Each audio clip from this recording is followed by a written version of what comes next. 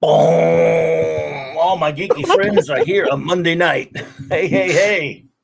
I love it. What's up? You okay? Did something happen? Oh, did I miss something fun? No, just enjoying the intro. Oh, I It's love it. Clobberin time. Oh, yes. You know, I want to yell it out like Loki does, but I feel like it would be sacrilegious because he can do it perfectly anyway. But I love that Monday night. I love that one so much. I'm tempted to use it on non-Mondays, but that would not be right.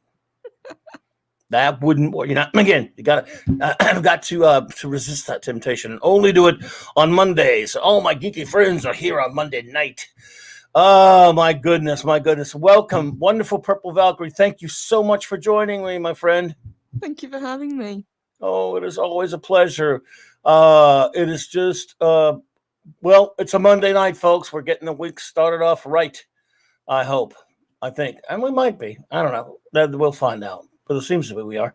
I want to thank everyone for being here tonight. Let's see who popped in. But first of all, big shout out to the great Mark C., who was so happy that he's been calling some things that are right. We've been wondering why John Burns' name had not yet been in the acknowledgments, but we thought it might someday. And of course, he is a man who's been calling this better than anybody.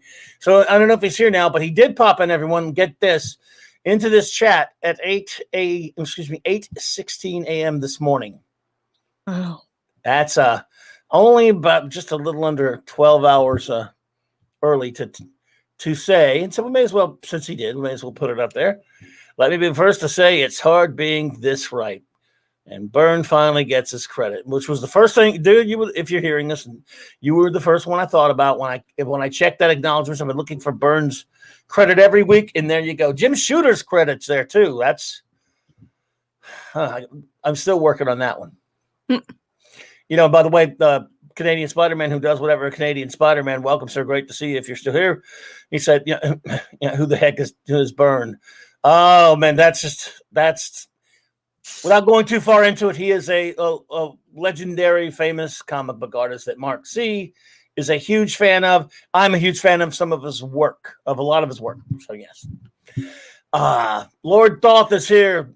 Yo, my brother, always a pleasure. I am so happy to see you here, my good friend. You're the greatest.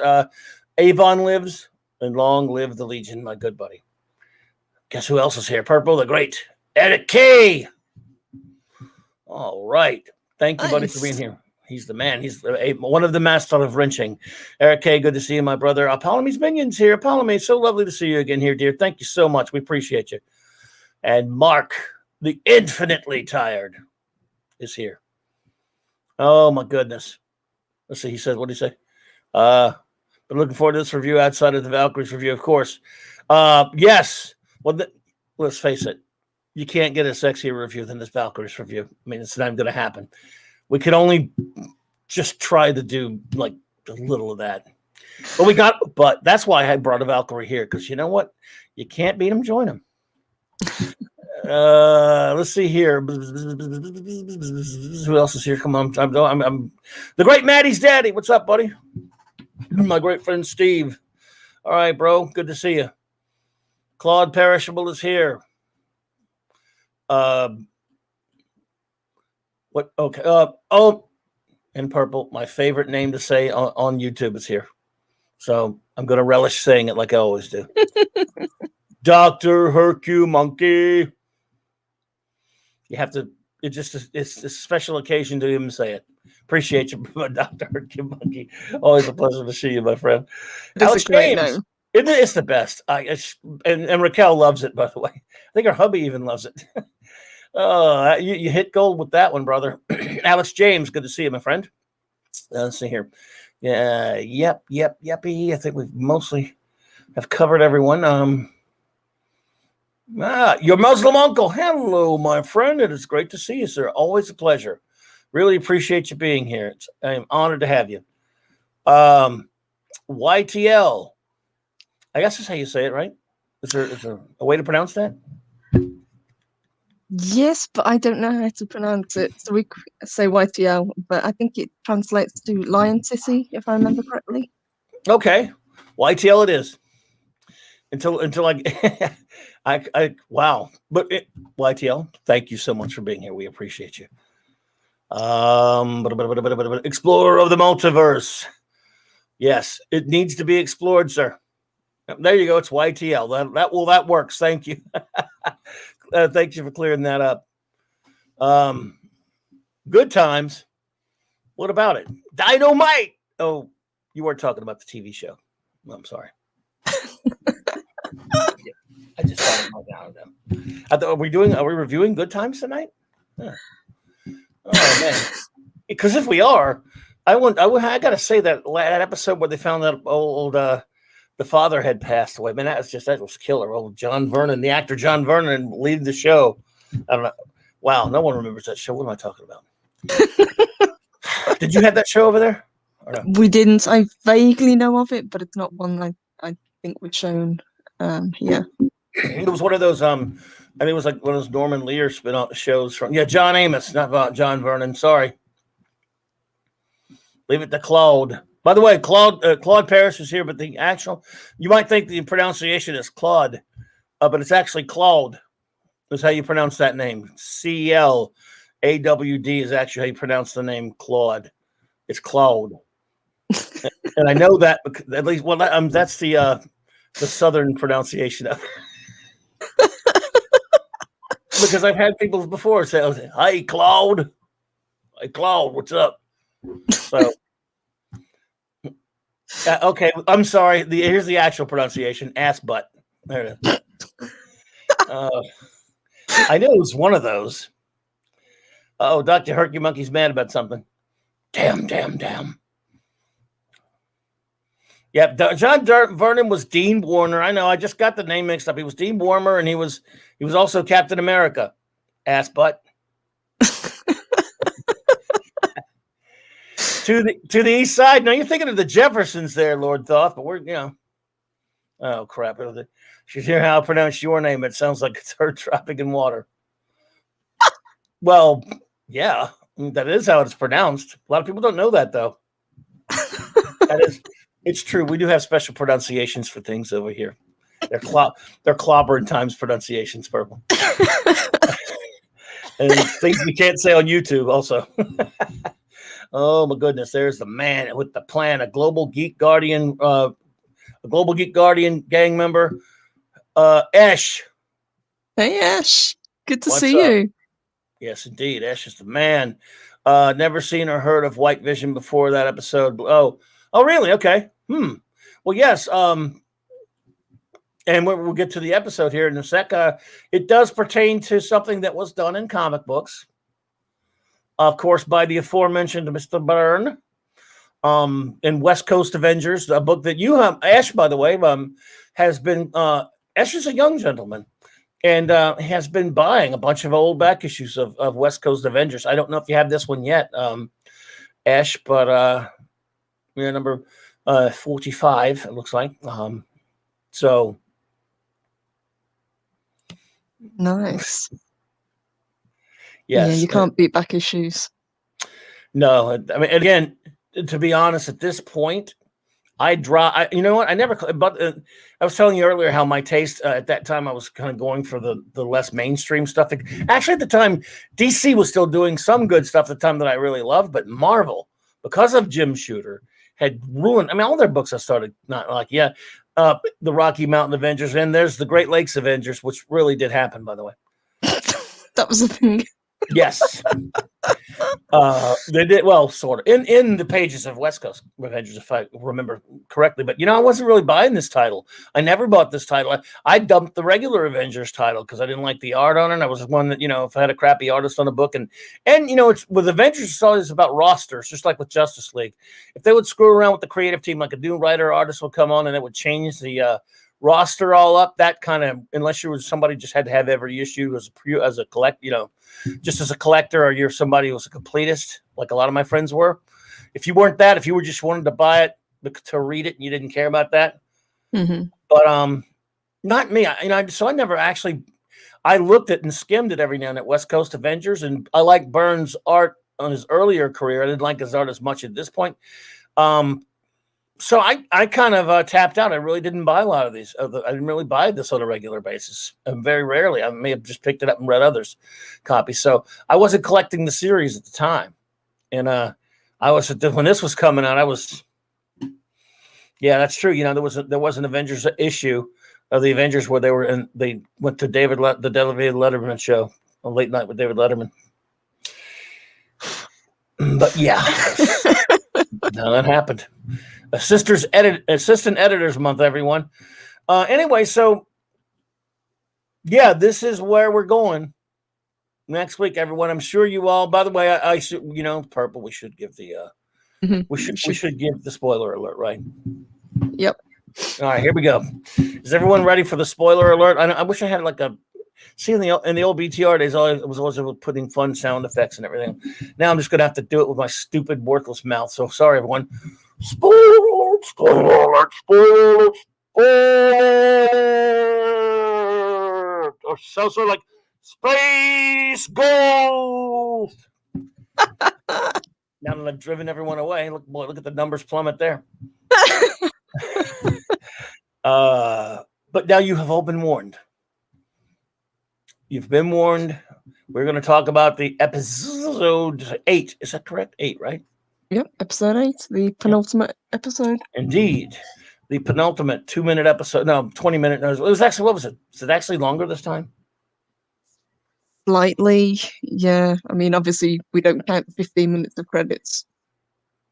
Yes. You know, I don't understand why they have to have all this. Well, I understand people want their names and see their names in credits. I guess it's just, I don't know. Couldn't you just? It's annoying. Let's see. I had that run. They discovered that the Vision was not the gold. Yeah, this is another thing. This is where John Byrne retconned the Vision's origin. Previously to that, I don't know if you're familiar with this, Purple, but in his original origin, he was an android created by Ultron, created by Henry Pym, and he'd used the former synthesoid body of the Golden Age Human Torch, Jim Hammond, yes. And had the, as we've talked many times, the memory engrams of Simon Williams, the formerly one-time deceased, I should say, Wonder Man, and then John Byrne decided no. So now, and he did that, and not too long after this, he brought back the synthesoid Human Torch. So I think that's why he did it. I guess he just wanted to bring back the Golden Age Human Torch. So, but I didn't really like Vision's origin being fiddled with personally. But, at the time I was kind of checked out with some of that stuff anyway. Just Joe 47, the great jobber is here. Hail, Canadian Spider-Man who does whatever a Canadian spider can. So anyway, it looks like, we're not backtracking too much. We're going to start at the beginning of the episode, but this is everyone. This is kind of where this comes from. But then again, the great Mark C called before anybody else. Let's get him his credit. So basically, let's just go basic here for a second.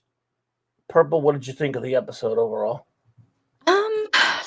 Overall, I liked it for what it was, but I think it came too late in the series. I think if we had like 3 more episodes, then this would fit in just fine.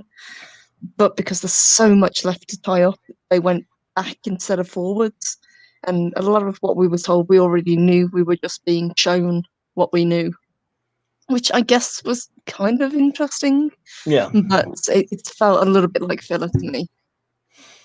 I'd much rather have progressed the story forward. Yeah, I'd agree with that. I like the way it started out. I mean, look, you're not going to get comic accurate or comic faithful that often. You're going to get bits and pieces from comic books. So what they're doing with Agatha, it seems, unless we're being deceived, that they're not going to be portraying her as the old woman that we know her of, as in the comic books. No, that's true. And we did get sort of her origin, but changed and kind of modernized, didn't we? Yes. A little bit, yes. It's a little bit different. I mean, originally, she wasn't really intended for. She was, again, like I say, and this happens. This is a thing in comic books. These characters are created, and then creators move on. They do different things, and these companies at that time, when there was no such thing as really any kind of significant creators' rights, these characters are handed down to other writers and artists over time. And other writers and artists over time have always been, they've always kind of like to do their own thing with these characters sometimes. So Agatha Harkness, toward somewhere toward the end of the Kirby Lee FF run, they were looking, after Franklin Richards was born, the FF was looking for a nanny that could really protect them when they had to go off somewhere. They needed someone who could protect Franklin Richards, from all the kinds of threats they face. And in that very issue, which I always loved that issue, the Frightful Four came a call, and Agatha Harkness handed them there. I mean, Frightful Four has given the Fantastic Four a lot of problems. Agatha Harkness just kicked their ass, and it was pretty fun. Great Kirby issue, some wonderful Kirby art. Well, Medusa did help, because Medusa was she infiltrated them. And Frightful Four always had trouble getting a fourth member. They always just, it was always the Wizard, formerly Pastepot Pete, Norma Trapster, and then Sandman. And then there was always some other member just, that never really worked out for them. And but anyway, by the way, hail Mark D with the C. Great to see you, my friend. So Agatha was just that, though. My point being is she was just kind of this nanny, and you'd see her every now and then a little bit later, some other writers got a hold of her, and there you go. They kind of got her involved with Scarlet Witch, made her mentor and all that kind of stuff, which is fine. I'm not saying anything wrong with it. I'm saying she didn't really start out that way, but now, so when they adapt them to this other medium, this TV and movies and such,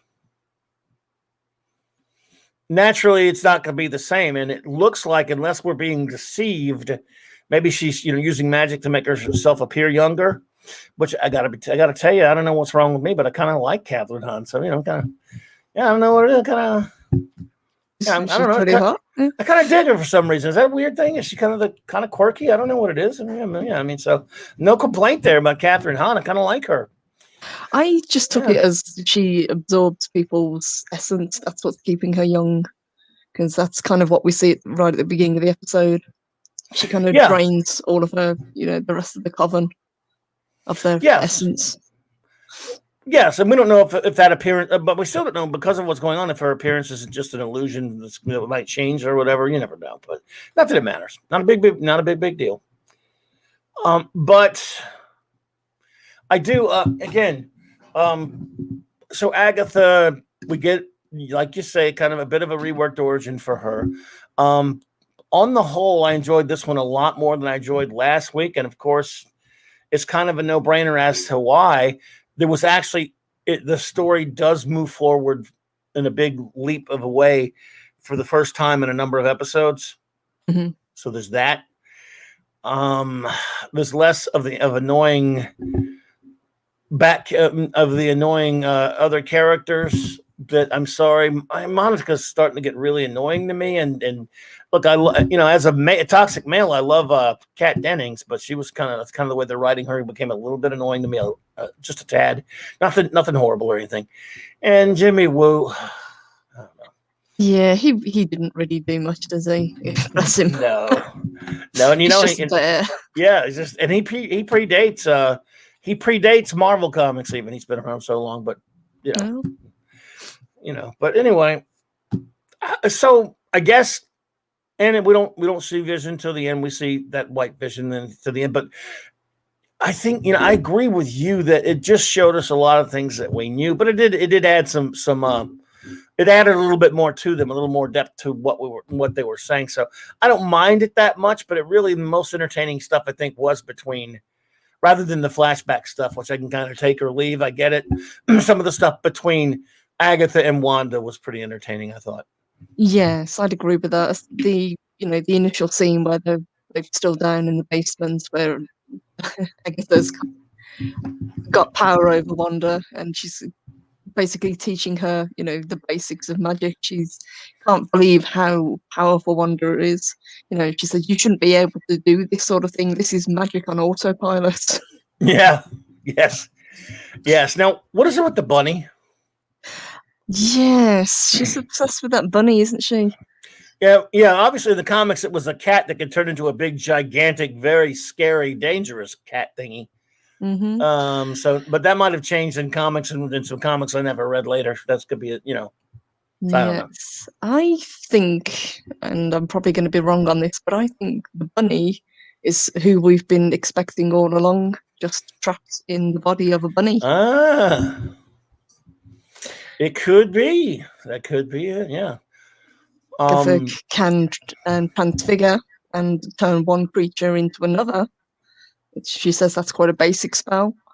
But she needs something more powerful, perhaps, to bring said person back to their original form. Yep. Again, well, look, the bottom line is we won't have most questions. Well, maybe not all questions, mind you, but they owe us answers big time, and they've only got 30-something minutes left to give it to us. So they're going to have to.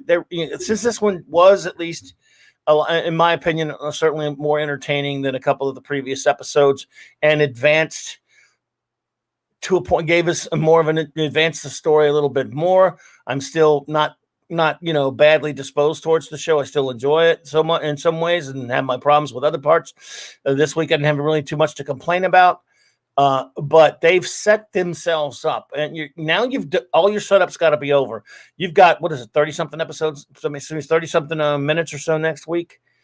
Yes, you're gonna have to deliver big. You're gonna have to give us something. Especially since we're obviously not going to get these hour-long episodes that got hinted at. No. Yep. They've again, I've heard things. I don't know. Again, maybe you've heard how it's going to be more than 30 minutes this time, or yeah, I've heard there's going to be a 10th episode that's been kind of bandied about as well, but I don't think there is. I think it's just going to be the 9 episodes, and then it will lead into whatever the next show it's attached to, and obviously into Phase 4 of the MCU. Yeah. Well, aren't we supposed to get some kind of big, like a big cameo also? Yes, that's what they were saying. Yes, kind of like The Mandalorian, we're going to get this big kind of character reveal. No, I don't think it's going to be they're talking about the big bad character that they're going to introduce. I think it's going to be another character turning up that we've already seen in the MCU. Yes, I mean, again, because even people who aren't really comic book geeks have to be asking questions like, okay, where are the Avengers? Why haven't they called the Avengers? Why aren't they, concerned about Wanda? This week needs to answer that question. What is going on with the? So that is yes. If it's Squirrel Girl, I'm not gonna destroy my TV, but I'm gonna find someone's TV to destroy. I used to actually like Squirrel Girl until we got derpy Squirrel Girl, because she was a joke character. That was her whole shtick, and it was funny. Yeah, actually created by Steve Ditko long time, a good while ago. Yeah, they just kind of brought her back and messed around with her, but it won't be her. Well, I don't know, but who will it be? So here's the thing, Elizabeth Olsen, bless her, because I just think she's beautiful. I love her. I do think she may have overspoke a bit, if that's a term, or maybe when she says this is going to be as big as the Luke Skywalker thing. You probably shouldn't have said that. A little bit over the top, probably, because it won't be. See, I'm wondering if that's something that she said, or whether it's something she was told to say, because how Marvel are with spoilers. Yeah. I mean, you think how Tom Holland was. He kept dropping spoilers for all the films. Yes, that could be it. Well, look, and again, but the thing is, that was, unless you'd heard, you'd heard somewhere through the by whatever types of means that Luke Skywalker's going to be popping up in that last episode of The Mandalorian. That's a true surprise that certainly I didn't think they were going to do, because I didn't know that. If you'd told me that was going to happen, I'd probably said, "Oh, come on, no way." But anything that happens in this won't be that big of a surprise, because it's the MCU, and one of them making someone like Doctor Strange or even Cap or whatever making an appearance or something like that might be nice, but it wouldn't be as big a surprise as that. Yes, so, I know who I think would be the most logical to turn up, but you never know. Marvel might kind of throw out a curveball. Who do you think it is? I think it's going to be Sorcerer Supreme. Who? Doctor Strange. Doctor Strange. Yeah. Yeah. Because we know that she's connected. She's going to be connected to that, or she's going to be in that next film. Mm-hmm. So yeah. The only reason I say that is because if Agatha could sense this level of power, there's no way that he wouldn't have already known what's going on. Oh, no way. He's got to know what's going on. He's got to know what's going on. He's the obvious one, which is why it might not be. Maybe they'll throw a curve. Yeah. One thing you could count on, though, whoever it is, it won't be a gigantic. Like, you'll see him for a couple of minutes. It won't be, and I doubt it will be something as cool as a 5 some odd minute scene with him, like with Luke Skywalker. At least a lot of us really liked seeing him just fighting those droids and stuff. If Luke had just popped up and said 2 words and run off, it would have been nice and everything. But seeing him actually, when he took out all those extraordinarily powerful droids and stuff, added to just added something to that scene for people who enjoyed it anyway for the Mandalorian. But so in other words, like if Doc Strange shows up and just talks for a couple of seconds, it'd be that's cool. Mm-hmm. If he shows up and does a lot, and then we get a big magic show or something, or let's just say it wasn't him. Let's say it was Cap or somebody like that, or Thor. If they show up and said, "Hey, how's it going? You're okay, Wanda? Yeah, let's get out of here." You'd be like, all right. I keep hoping Mark's going to be correct and it'll be Mojo. Oh my goodness! But that will be. She said a cameo on the Luke Skywalker type of thing. Nobody knows who Mojo is though, other than Mark and a few comic book geeks. And I only know Mojo from reading stuff. I never actually read any of the comics that he was in because he's later, if I recall. I think he's from later stuff. Mark the Infinite Tide, he's probably read a lot of more current stuff or not current, but closer to newer. Remember, when I say current, I'm old, so sometimes I mean past 20 years. He may have read things that are more current than I have because I dumped Marvel a long time ago. And DC too, but DC it's been about 10 years. Marvel, for the most part, I dumped them a long time before that. They just don't like it. I just got sick of them. Dr. Herky Monkey, that would be a great twist, actually. Let me find him. I got to find that. Yes. Damn it, Dr. Herky Monkey! I told you not to spoiler it. Jesus, dude. We actually did get some inside information. Yeah, so it's that Nexus thing. We actually did get some inside information that Purple and I had been sworn to secrecy, not to spoiler that it was going to be Luke Skywalker. Here you come and ruin it in the chat. Jesus, man, you really are Dr. Hercule Monkey.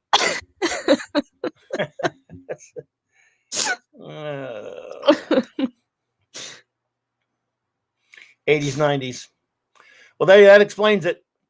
I remember dumping Marvel in the early 80s and not reading. I mean, look, I was sold. But here's the thing about that. I sold their. I know. Oh, Eric K., you're going to get me on this one. I sold a lot of their comics and I bagged up a lot of their comics and I read a lot of their comics here and there. I stopped buying a lot of their mainstream Marvel stuff. I didn't buy a lot of their stuff in the late 80s and into the 90s, especially into the 90s. Yeah. So, yeah, damn it, Dr. Hercule Monkey. How could you? Hey Doc, that was a good one. Maybe it is Luke Skywalker. I love it, man. That was a good one. He just comes along with the lightsaber and just starts, I don't know, just whacking people with that thing. You know what I'm afraid of. Mm-hmm. Well, it's coming. Look, this episode is going to be mostly Monica getting her powers. I mean, they don't have a lot of time. Monica getting her powers. I don't think, like Mark, the great Mark C had talked about that we were going to, with this story, which was a little bit later after Darker Than Scarlet. This was a little after Vision Quest, where basically, I don't know, they felt, Byrne felt the need to have Scarlet Witch go all Dark Phoenix. Yes, and I never liked her hair short like that. Oh, me either. Oh, it drives me crazy. See what you got right in your picture right there? Mm-hmm. Is one of the greatest looks for any well, superheroine ever. Look at that's gorgeous. I mean, That she's is just. gorgeous.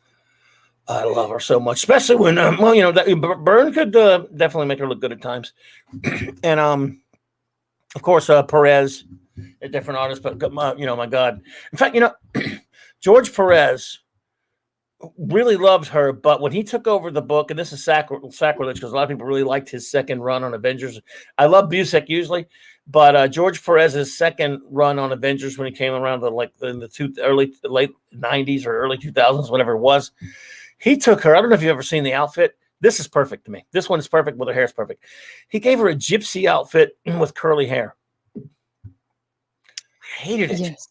You saw that one? I hated it. And don't get me wrong, I'm still a dude. She's hot as hot. You know what I mean? But this is what I wanted right here. This is the way I wanted it to be.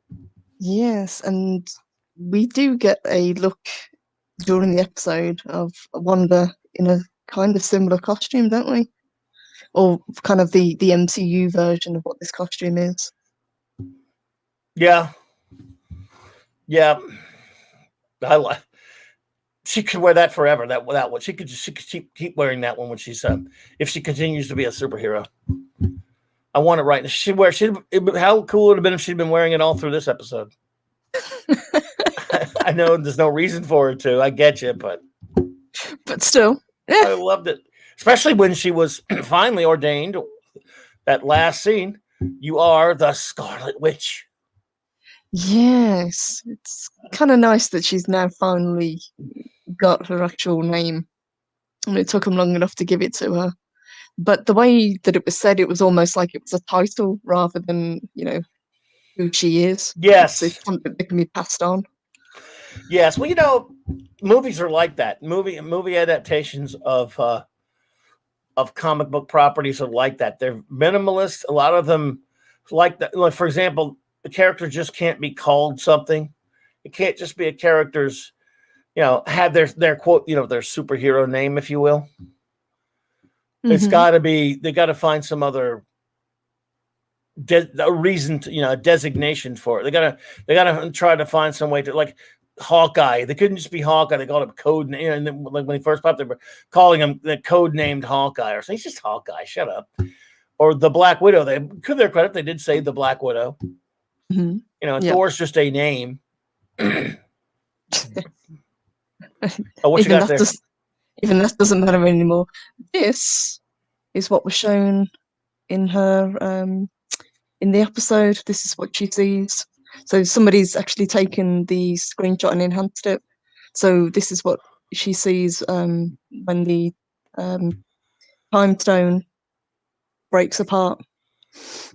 Wow. I love it. That's nice. Looks good. Can't wait to see that in properly. I wonder if we will get it at all in the next episode, or at least in when she pops up in Doctor Strange. What do you think? At least by then, maybe? Oh, at least by then, I would imagine. Yeah, absolutely. Explorer of the Multiverse says, I think it's going to end on a cliffhanger, and we will have to wait for Doctor Strange 2 movie. You know what? I've been saying that for a while. I could not agree with you more. I mean, I would like for us to be at least a little bit wrong about that. It's fine to have some arc thing that you for going, for down the road, but you need to have a satisfactory ending since you built up so much for this. But I've been thinking they were going to kick this can down the road to a movie with a mystery box type of unsatisfactory ending for a while now. Explorer of the Universe. So I'm right there with you. That's what I've been saying it's going to happen. I'm not taking any pleasure in that, Purple, but I kind of get that impression. I'd agree. And even the new Spider-Man film that they just announced the title for has connections to this also, so they could kind of lead it into that as well, and then on to Doctor Strange. Yep. Excuse me. Yep. Will Wanda be revealed as a mutant? Well, I don't think so. I don't think they're going to go that way with her. It could happen, but I really don't think so. Yeah, I kind of thought maybe that's where they were going when she expanded the hex and encompassed all those people. This was at the start of mutants because people getting their DNA altered, but it doesn't look like that's where they're going with it. No, probably not. Did Art Adams? No. Mark, Infinite Time. I don't remember Art Adams ever penciling the Avengers on a regular basis. If he did an issue here and there, perhaps, I don't know. Art Adams really, and I got a lot of friends who are really big fans of his. I like his stuff. Other than his stint on X-Men, he did, scant work for DC or Marvel. He did do a little bit here and there. Great artist. He loves Godzilla, by the way. He did a Godzilla series, but I don't think he did Avengers regularly at any given point, Mark. But I'm not 100% sure, to be honest with you, but I'm not too sure. He's one of those great artists who really didn't do a lot of yeah. And I wasn't even buying his X-Men title at the time, but I looked at the art and I liked it. I just wasn't enough. I dumped X-Men, years ago. So if he did, I don't think he did that much. That's the thing about Purple. I dropped X-Men in the early '80s, and so anytime I was ever at a shop or somebody, the subject of X-Men would come up. A younger person would say, "How about that crap they're doing?" People would be, in typical comic banner. What about this crap they're doing with X-Men? Did you see this? And I go, and I mean, they're really passionate about it. They really could relate to it, even though I hadn't been. I go, I dropped the book in 1983 or 4. So no, then. I'd say, yeah. I said, but I hear you. But seriously, I can really relate to it because if it's a book I'm reading regularly, I do the same thing, you feel old. You're like, oh man, I already dumped that book. But then, back then though, I have friends that would not stop buying a book even if they hated it. They had to have it. Comic collectors are like that. Not even from a collector standpoint, just of you want to have every issue. And sometimes they'll say, yeah, because what if it starts getting good again? Well, then go back to reading it. Yes. They want them all, though. Which, I totally get it. Yeah, I know. When you start something, you kind of want the complete series, no matter if it kind of falls off the rails a little bit. Yeah. I did it. I did it with a FF, and then I got so mad at Byrne on FF after a while past, like when he I remember exactly when the FF when he changed their friggin' costumes. This was like issue in the 250s or 260s, whatever it was.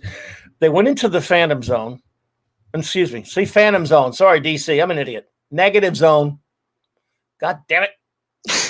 15-yard penalty on me for getting my zones mixed up. My zone defense. So it's getting old. Negative Zone. And for an adventure. And I was really kind of getting a little irritated with his artwork at that point. And then they come out of and just because he felt like changing the costumes, I kid you not. It's not, look, if you're going to write it like, guys, why don't we just redesign our costumes? That would be nice. They come out of the Negative Zone and for no reason their costumes colors altered because they went through this barrier thingy. That was it. Yeah, that's why the colors, and they just left them that way. I don't. They went from the classic, dark blue with the black collars and stuff, to change their costumes were a little different type of a darker blue, but with the white collars and all that kind of stuff. And I hated it.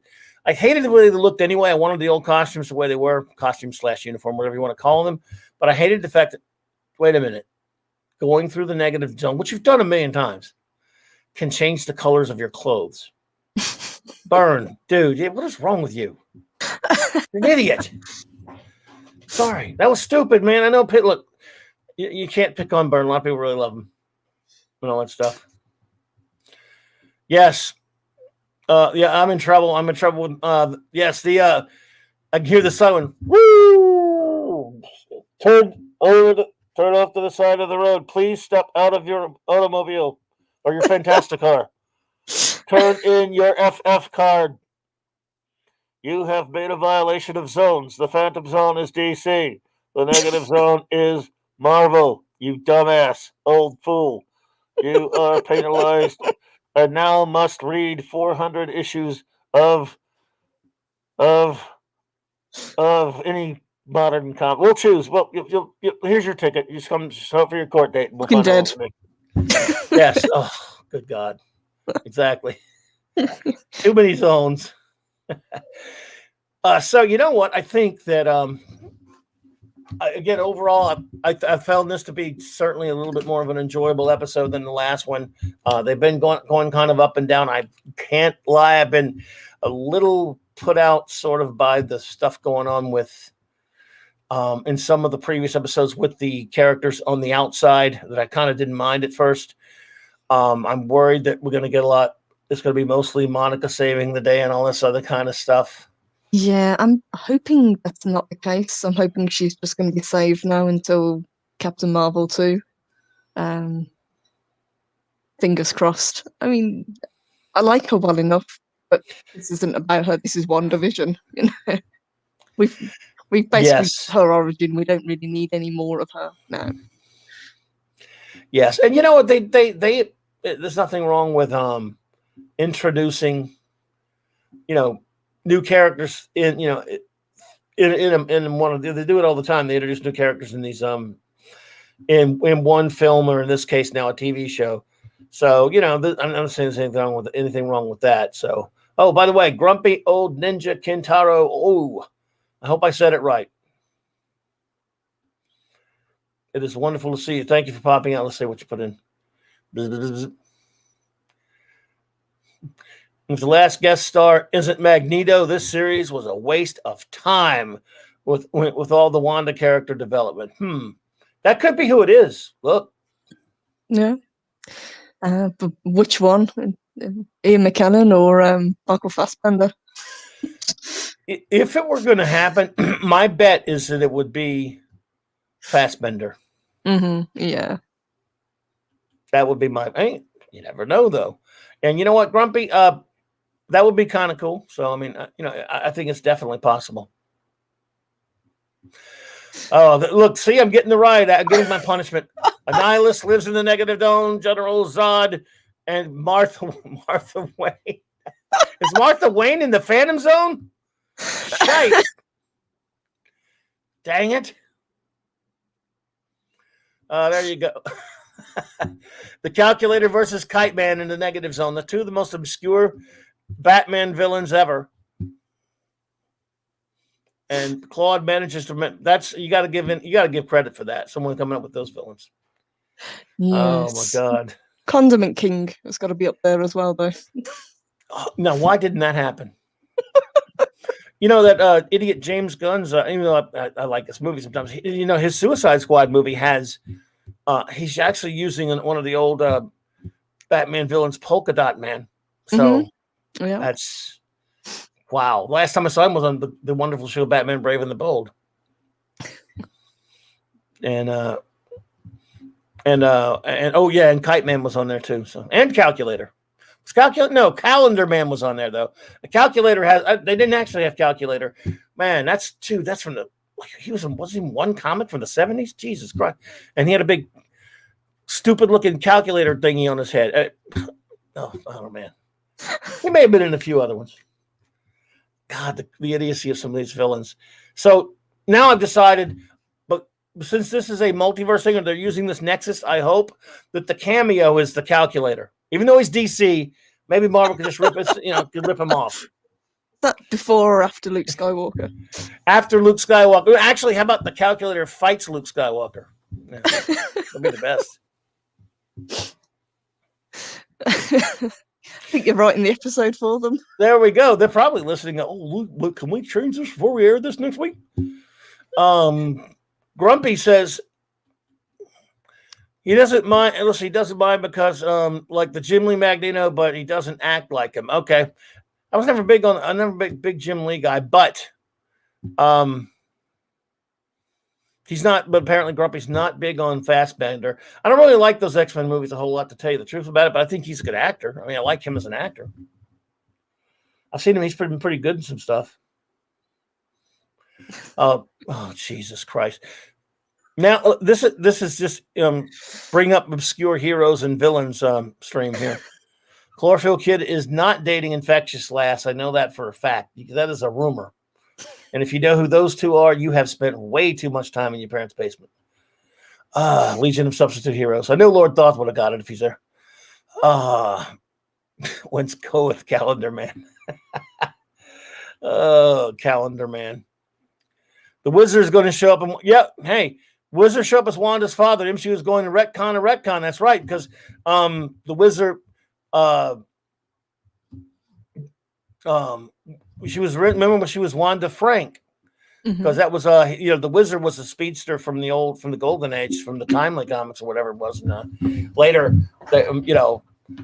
they raised the Wizard. I think they weren't they hesitating? Weren't they? Excuse me. I believe, Mark, were they not?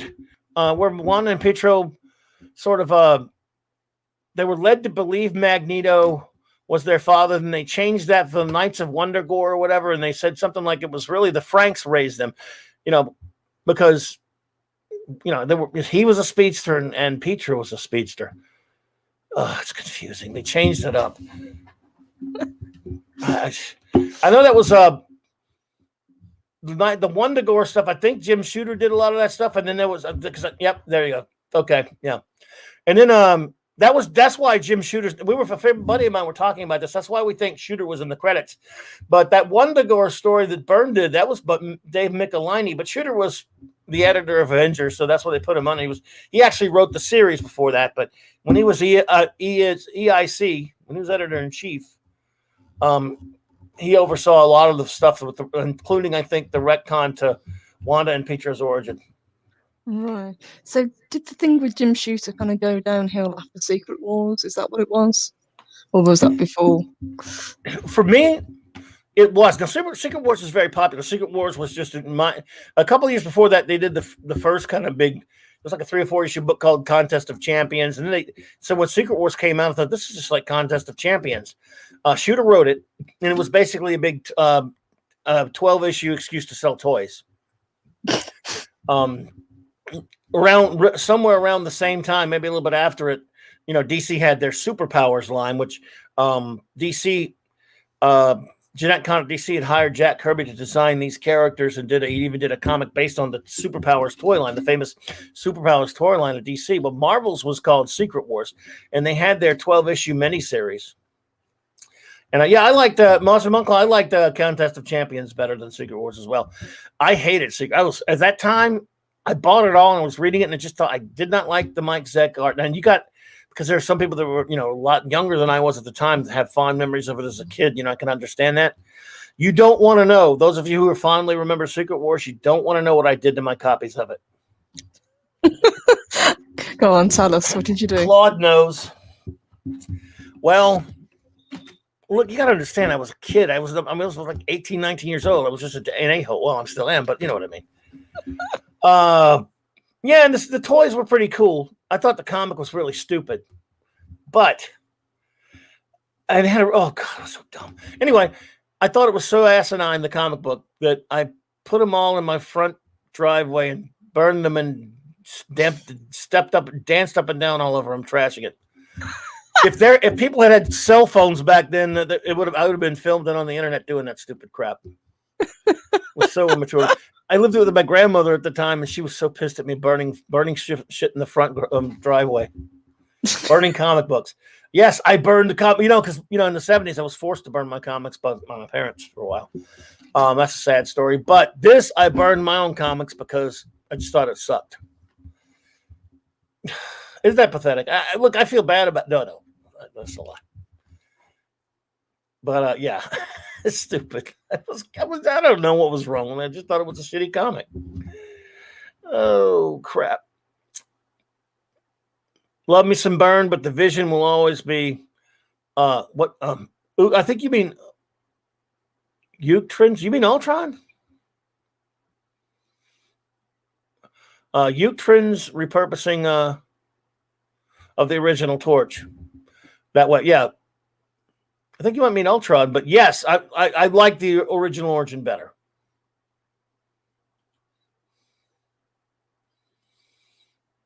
Let's see here.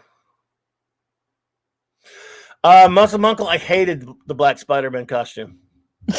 Oh, I was so pissed. I was so pissed about that costume.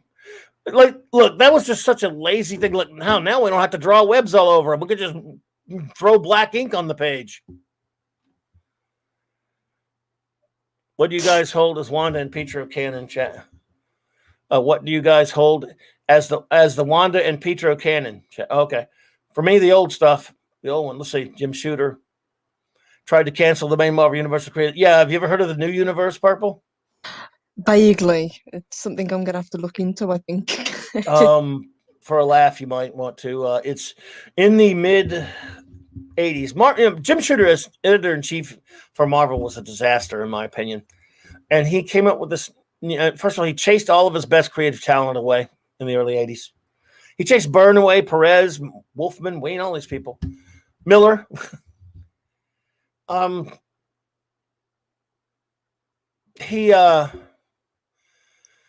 He created this whole new universe, and some people thought some of the titles were okay. You just got to see it to believe it. It's just at that time, most of them. It's not, to be fair, most of the Marvel books were kind of pap at that time. They didn't have great artists. They were kind of just, I don't know. Most of the books. I mean, now rose-colored glasses. When I look at even those crappy old comics of the '80s, they look so much better to me than the crap we get now. That I can look at them and not feel disagreeable towards them anymore. Because, 40 years of water's going under the bridge now, I can go, yeah, I wish comics were like that now.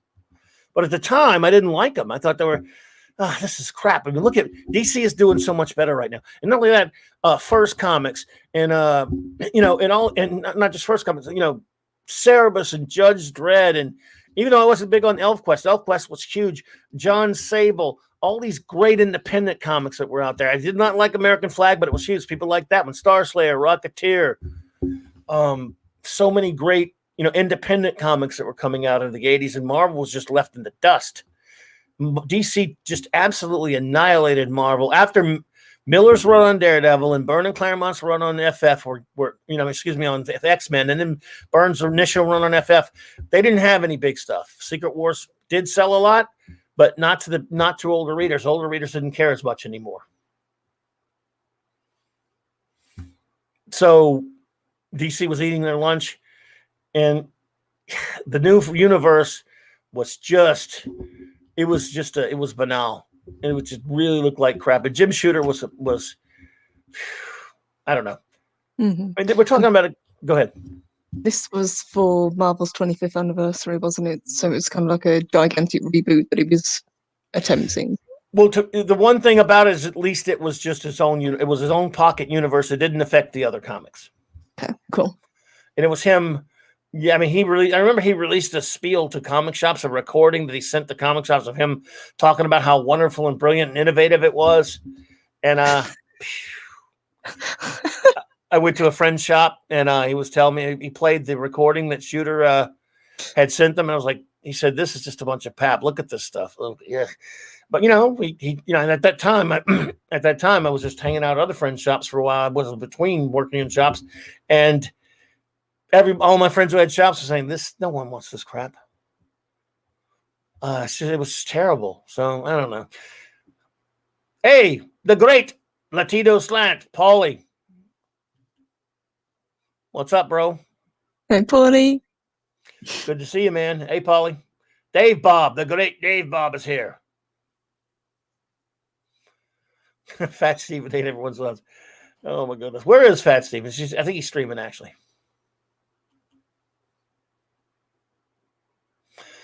That's true. That's true about Wolfman. So, yeah, at the time it was really kind of crappy, and I just didn't buy a lot of that kind of stuff. So, I got to admit that some of that now I can go back and read it, and I'll be more well disposed towards it because I'm a lot older. I was I was a kid. I was in my late teens and early 20s when that stuff was coming out. I wanted something more challenging, and I wasn't getting it from Marvel. But now that change. Purple, there's been so many like ebbs and flows between Marvel and DC since the two of them have been in competition. Really, Atlas and things like that's one thing. But when Marvel started with the Fantastic Four in '61 and started really threatening DC, the people that own National Periodical Publications in DC own the distribution company that Marvel Comics had at that point. That's when Marvel was only allowed to print like 8-9 titles or whatever. They weren't allowed to make very many titles early on. Mm-hmm. And eventually they started really threatening and, DC and burst out, and they just owned the 60s. And it went back and forth. There were times when Marvel owned it all, then DC owned it all, then Marvel owned it all. It's always been that way. It's just like this. Every time Marvel, even with movies, it's funny. Even though they're owned by big companies now. Every time whoever owns the Marvel properties and movies does something, DC's going to copy it, or vice versa. It's forever, it'll always be that way. Yes, yeah, they're always trying to one up each other. Yes, indeed. And I've always been those ones. I think I said, I love both. As far as the characters, the companies are filth, and their histories are littered with the corpses of great creators that just died, broke and penniless in many cases, and they just stole their creations from them. It's pathetic. But as far as the characters, I'm not talking about the idiot companies themselves. I love them both, but there are people who, which is fine. They'll say they prefer one or the other. That old question. So what do you like, Marvel or DC? To me, it's never been about the companies. I started loving these characters on TV when I didn't know what a Marvel or a DC was. I just knew Batman and Superman and Spider-Man and Fantastic Four, Mm-hmm. Yeah, it was the characters that meant something to you. Yeah. Didn't know what the name of the company that owned them. Didn't care. I was a kid, and that's how I fell in love with them. So, and but I guess some people are different. And maybe some people did start with comic books and they picked up, and they were only shown Marvel comics because someone was a fan of Marvel that got them into it, or vice versa. And it went that way. But I've never been that way. I've never one that preferred one or the other. I love both. And Grumpy Old Ninja Kentaro says, okay, I want to date myself here, but I didn't I guess get to the US of A till Bush won. So the last comic I ever bought was Operation Galactic Storm for that Avengers run, that Avengers event. Yes. And how to learn to work backwards. So Jim Lee, I got you. I remember Galactic Storm. They actually adapted that very well on the great show Earth's Mightiest Heroes, Avengers Earth's Mightiest Heroes. I feel like binging that now, and I only binged it like 4 months ago. You did recommend it. It's one I'm going to watch. I do love it so much, and it's. I don't know if you ever saw the Justice League cartoon for the old Justice League cartoon on Cartoon Network, the Bruce Timm universe. Yep, absolutely. You did. This is Marvel's equivalent of that, in my opinion. It's on that level for me. So I loved it. So I see what you're saying there, Grumpy. Absolutely. So that it may date you a little, but don't worry, I'm still way older than that. I didn't, I remember that series, and I didn't even buy it much. I don't think I bought much of it. I was already buying other things at that point. But so what do you think? I mean, we both basically kind of enjoyed this episode and thought there were some good things in it. Are you like putting your defense fields up just in case this next episode doesn't deliver? You're just going to wait and see, or do you think? I don't know. Look, of course, it could be really good. We could really, really enjoy it. But let's face it, we got a little bit of a week off from some of the silly stuff that at least I didn't like as much with the people and the peripheral characters, what have you. That's not the case. You're going to get everything. I mean, they're all going to be there this week. Oh, yeah. Yeah, they're all going to be back. It's all going to culminate in just one big fight. We know this. I think so. I have enjoyed this series, I've got to admit. I know it's just been a refreshing change that we can actually review something that we're enjoying. Even if the episodes aren't as strong as some of the other episodes, it's still fun to watch, but I don't know, it's like we were saying, there's so many loose ends to tie up. I don't know whether they can do it in half an hour. So I think you guys are right. It's going to end on a cliffhanger. It's going to go, threads are going to go into the Loki TV show. They're going to go into the Spider-Man, No Way Home. It's going to be Doctor Strange, possibly the Eternals, whenever that comes out. Oh boy, the Eternals.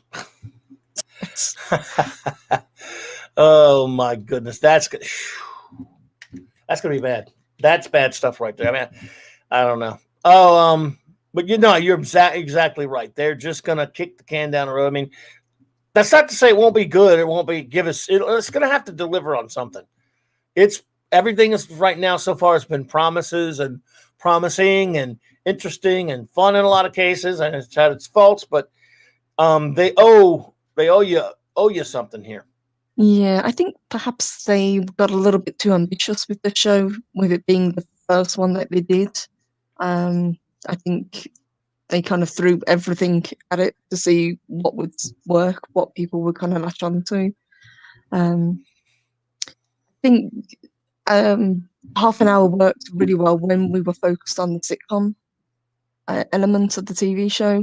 But once we kind of got out of that and into what is, the real world in quotes, they should have extended the length of the episodes to at least 45 minutes to an hour to kind of give all the relevant details that they needed. It's kind of nice that they're giving like the post-credit scenes, but going off last week's post-credit scene had nothing to do with this episode. So yeah, yes, well, yeah. I want to think they're going to at least give us something entertaining, but I don't know. They've really stretched this thing to a point where I'm with you, man. That's not a lot of time to really.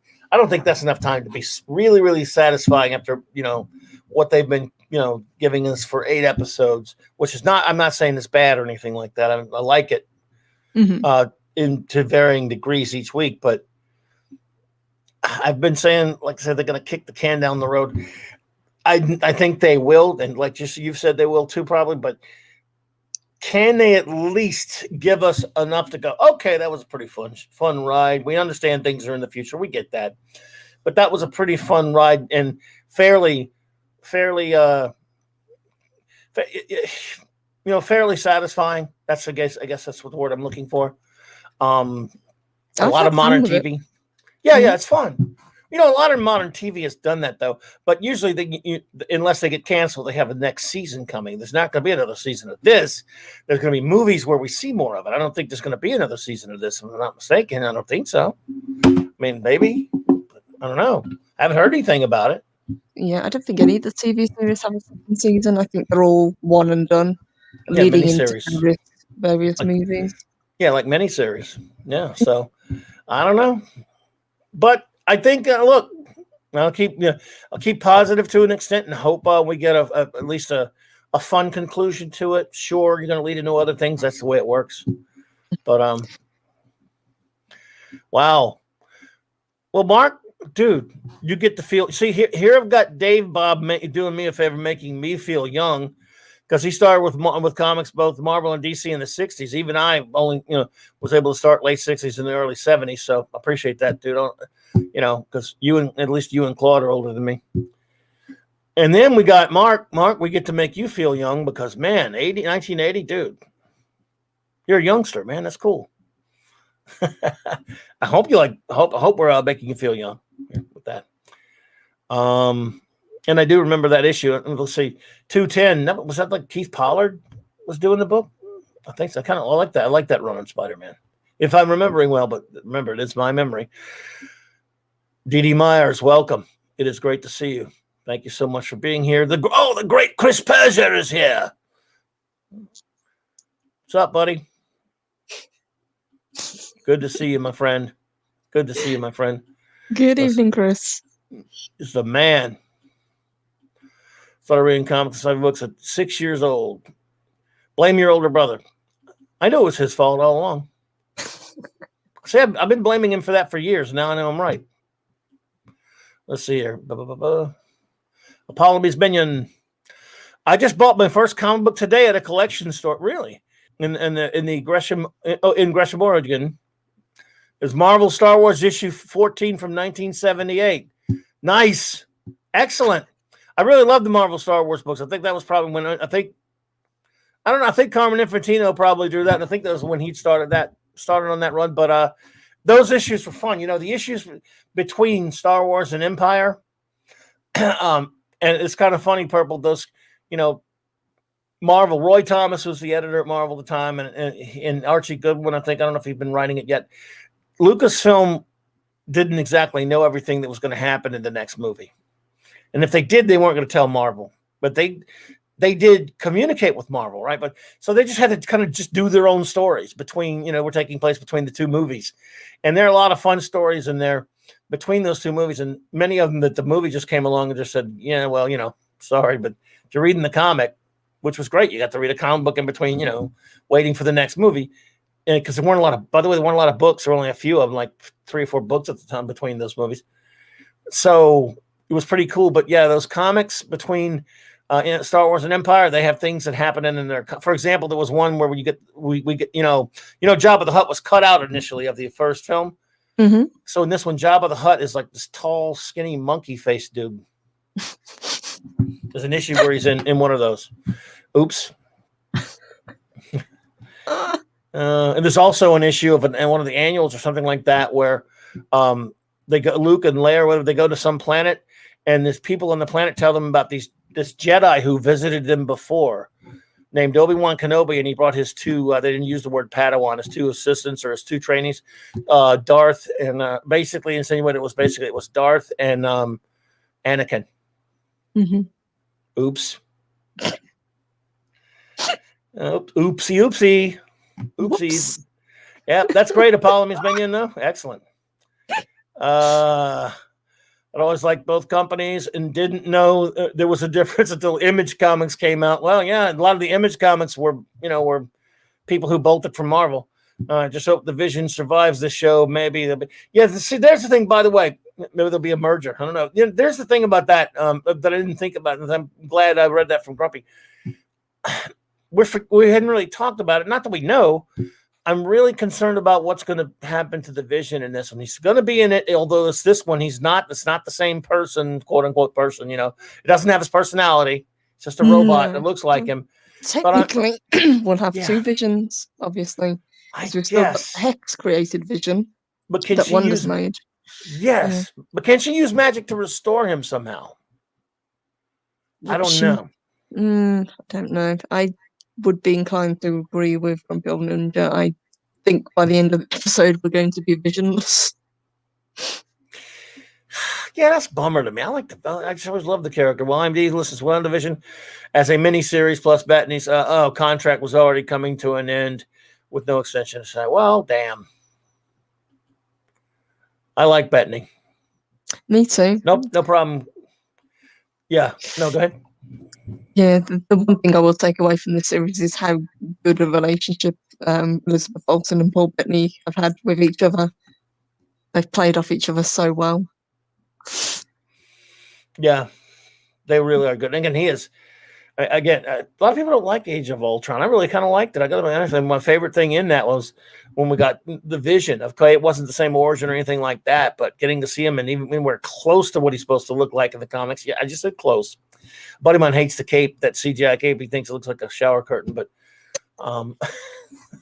it's what it kind of does. Yeah, kind of see what you mean there. But I really liked him in that, and I really liked him in those movies. What did you think about the reveal that she didn't actually take his body from Sword headquarters? Because all along we've been told that she stole the body.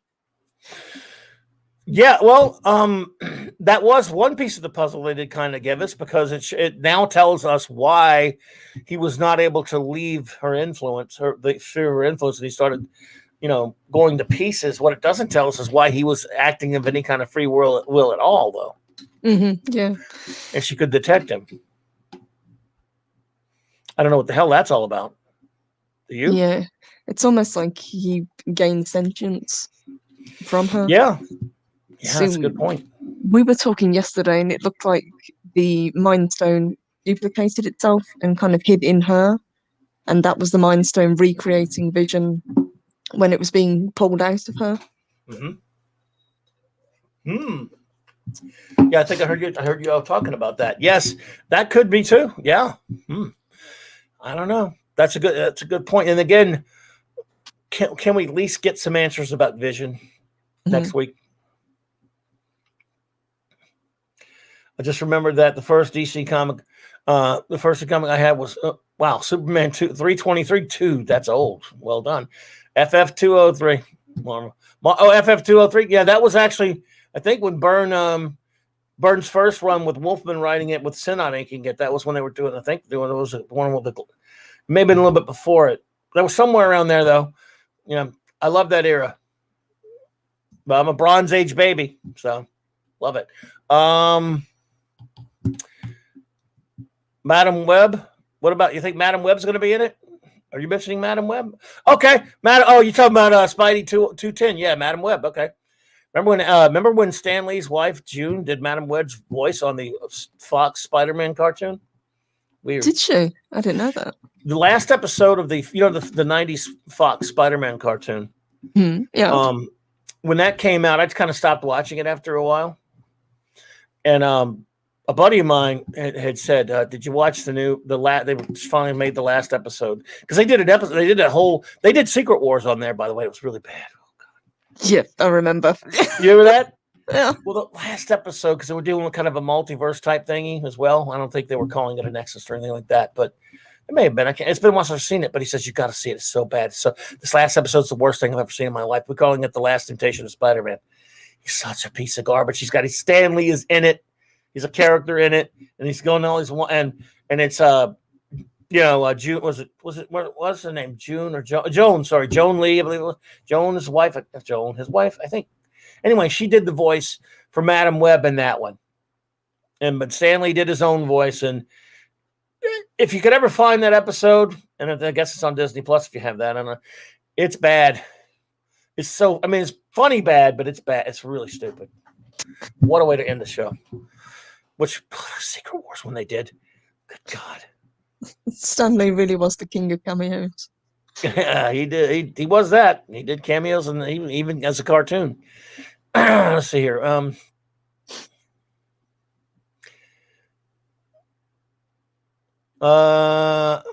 So how about that WandaVision? I'm not sure what. Oh, it must mean that we didn't talk about it every single second. We varied to other things that weren't WandaVision. We should both be tortured to death for that. How dare us? How dare us be geeks? Huh? We can veer back into WandaVision. Oh yeah, we've been talking about it. I think we stayed fairly close to it. I mean, we swerve every now and then. That's what we always do on these streams, isn't it? Pretty much. Yeah. Some people, everybody's a critic, except for me. Well, okay, I am too. But oh yeah, that's a reference to the comic book adaptation of the Star Wars movie, because I was talking about the Star Wars comic earlier. And on the cover, the cantina scene that they kind of drew for the second issue, it has them being attacked by a bunch of aliens, and Luke saying, "Swing that saber, Ben, or we're finished," which did not happen in the movie. You all might remember, but happened on that cover. By the way, when they draw those comic adaptations back then, they were doing it from scripts and other types of things. They hadn't seen the movie either, and first drafts and whatnot. I think Kevin Feige, you can misspell his name all day long. He's an a-hole. Said WandaVision is one and done, but he had to change his mind a lot recently because, between Wanda and Brie, yes. That's another one. Here I stand, though I may die. Yes, that's on one of the covers too. Jesus Christ. Oh my God. Let's see here. Kind of catch up a little bit, Matt. That collection had been sold originally, but okay. They were talking about something. I'm not sure what they were talking about. I don't know. Sorry about that. Talking about comics, of course. You tell him, Maddie's daddy. Hey, Jesus is my King 68. What's up, my friend? Great to see you. Where are we at? Let's see here. I'm trying to catch up. Yes. Today, yeah, Monkey. Okay, today you die, Luke Skywalker. This is your final battle. Yep, also on one of the covers. I remember that from the movie. Let's see. That was $14. Oh, for that Star Wars 14 or issue 14. It smells moldy. It's not good. Well, I mean, some of those early issues are a bit pricey, but yeah. Wow. My goodness. That's not, well, old comics can smell moldy sometimes. They were on that old newsprint, which I love, by the way. But today you die, Luke Skywalker. Let's see here. First superhero comic for, I guess, Mark D with a C was Adventure. Oh, yeah. Adventure 453. Was that one of the JSA ones? Was it an Aquaman one? Was it a Supergirl one? Was it a Dial H for Hero? No, that was a little later. I can't nail down exactly what era that was. Adventure had a lot of stuff in there, man, but I did love it. Was that when it was one of the dollar comics? I loved it when Adventure was a dollar comic. And back then, dollar comics were expensive. That was a lot of money for a comic book back then, by the way. That's one of the reasons I stopped collecting comics when the price. Oh, God. They're $4 now for this crap. $4. They're here. I don't know what that translates to over there, but basic comics probably about £4.25, $3.50. Oh my goodness! Yeah, ridiculous. I remember being pissed off when they went up from 25 cents to 30 cents. The month before they jacked the price up to 30 cents back in the 70s. The comics. I remember my reaction. Why I remember this? I don't know because. Why you remember old crap like this? They said still only 25 cents. And even as a kid, I was like, what do you mean still only 25 cents? What's that supposed to mean? What's that? Marvel. I think it was only Marvel did that. And I found out the next month. 30 cents. Oh, what? Oh my God.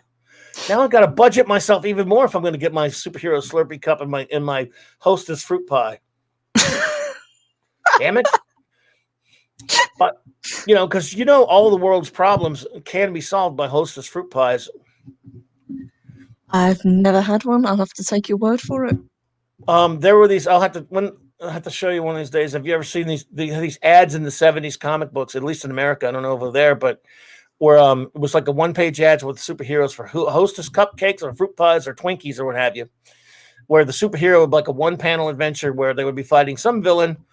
And both Marvel and DC did it. And by the end of the resolution of the one-page story, they would solve their problems by giving that villain Hostess fruit pies or something like that. So, for example, I don't think they ever did Galactus, but if Galactus came to Earth, if you give him a really giant Hostess fruit pie, I'd say cherry. I was a blueberry fan, but whichever one you like, then problem solved. Not the ultimate nullifier. A Hostess fruit pie. Everyone remembers those ads, I'm sure. They're hilarious. One day I just want to show you those ads. I'm gonna pop them up there. They're oh man, we loved them. I feel the same way. I was hoping for Big Hero 6 in the MCU front age and front Age of Ultron instead of that awful show. Big Hero 6. I saw the movie of that. That was pretty good. Mm-hmm. Yeah, I quite liked it. Yeah. Stan even got into that one. Yes, he did. I'll be surprised. Not really. Yes. See, this is one of the things that aggravated me on that Secret Wars they did on Spider-Man. Spidey was in charge just because it was his cartoon. He was giving orders to Captain America and Mr. Fantastic and everybody. He was bossing people around. I'm like, Spider-Man giving orders to everybody? That just, no. I know it's his cartoon, but damn. Who did Joan Lee's hair and makeup for that episode? The animators, I guess. WandaVision episode number 9 is maybe not as long as we had hoped for. It's certainly not a mini MCU movie. The final runtime clocks in at 50 minutes. That's like how many minutes of that is credits? 10.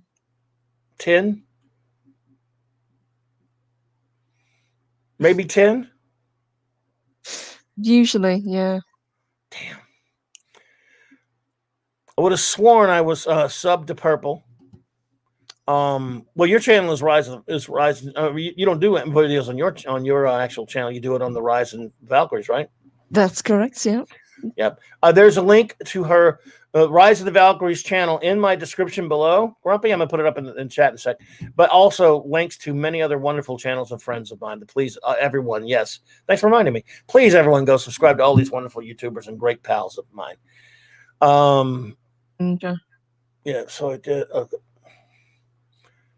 Wish the Valkyrie in the MCU was more like you. I also wish more like you, and then Tessa Thompson.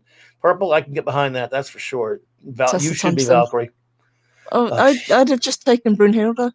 That's all I needed. Oh, isn't that a shame? Isn't that a shame?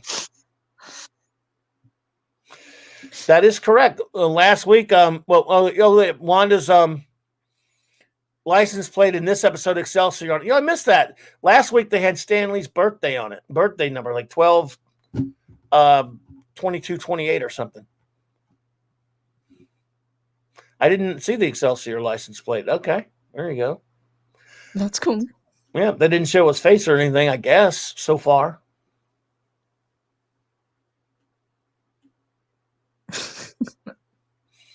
Maddie's daddy. I'm here but lurking while I'm working. Follow me for more poetry. Oh. This basement is tiny. Don't call me tiny. Marvel recently did a facsimile edition of Star Wars #1. Yep, I love those facsimile editions. Those are pretty cool. All right, let's see here. Oh, look, Eric K is the man. There you go. There is the link in the chat, my good friends. Please go to Rise and Shine with the Valkyries. You do. I know you did a show today. How many shows you do? Like 3 days a week or 4? We do 4 at the moment, including the Sunday review, and then we're debating whether to keep the reviews going. We're gonna watch the first episode of Falcon and Winter Soldier, see what we like. We weren't exactly blown away by the trailer, I've got to admit. Yeah. So we'll see if that continues. But I'll definitely do something on a Sunday as well. And we're going to be releasing more videos as well, hopefully soon.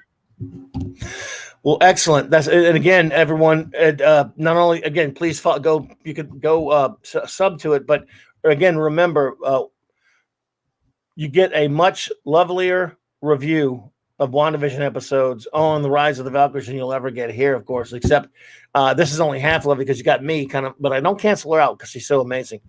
But you get both her and Sammy. Now you do get a couple of dudes like Dave, Bob, and Mark. Just kidding, dudes. Just kidding. Those are great pals. They really are. They are great. I love them both. They're great dudes. And so, yes, on Sundays at I think it's 2 p.m. Central. Would that be right? That's correct. You all are reviewing WandaVision. Well, and you got one more to go. And then, like you said, well, of course, isn't there like 2 weeks between this and Falcon and Winter Soldier? There is. So for the week where there isn't an episode, we're going to do a full season retrospective and kind of just go over what we thought of it and where we think it's going to go from here, and it should be a lot of fun. Nice. Well, excellent. Oh, Mark did say, okay, yep, Superboy. That's right. That was before he got New Adventures of Superboy, I think. And that was didn't one of those have an Aparo cover? Cool. I think so. I could be wrong. Usually am. When are we getting the JSA holes? Are you referring to that JSA animated movie that looks? Ugh. I've been instructed to, and by the way, I can't argue with this. Let Purple talk. I love her accent. I mean, I only talk to get her to talk. So I'm gonna stop. This is true. And I don't have the level of knowledge that Clobberin Times has. So every time I get to be on here, it's an education, and I love it. Oh, are you kidding me? They don't want to hear my stupid face. I mean, that's why as soon as any episode you're not on or Raquel's not on, nobody just runs away. Tim Myers, great to see you, my friend. Oh, we have another new person popping in. I've not seen this before. The Fedora Society. Welcome. My first comic reel comic, not those free comic day samples, was Screw 52 Batman. I'm sorry, I'm not capable of saying New 52. I say Screw 52. I remember reading the Court of Owls storyline week to week. It was so good. There you go. Well, the Fedora Society, thank you for being here. We appreciate you. Welcome. I do remember the Court of Owls storyline, and it was very popular. Scott Snyder. Hmm? I think that was by Scott Snyder, I believe, wrote that. But yeah, well, that was whether what I say about that era notwithstanding, that was a very popular run on Batman. I do know that. Wow, look at this. Let's see.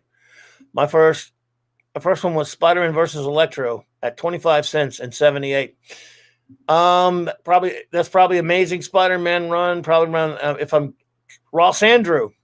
Well, I loved Ross Andrew, so could be. I'm backtracked on the chat, everyone. Let's see. This cover has number 14. Luke, Leia, Han, Chewie, C-3PO, and R2-D2. Got them all on there.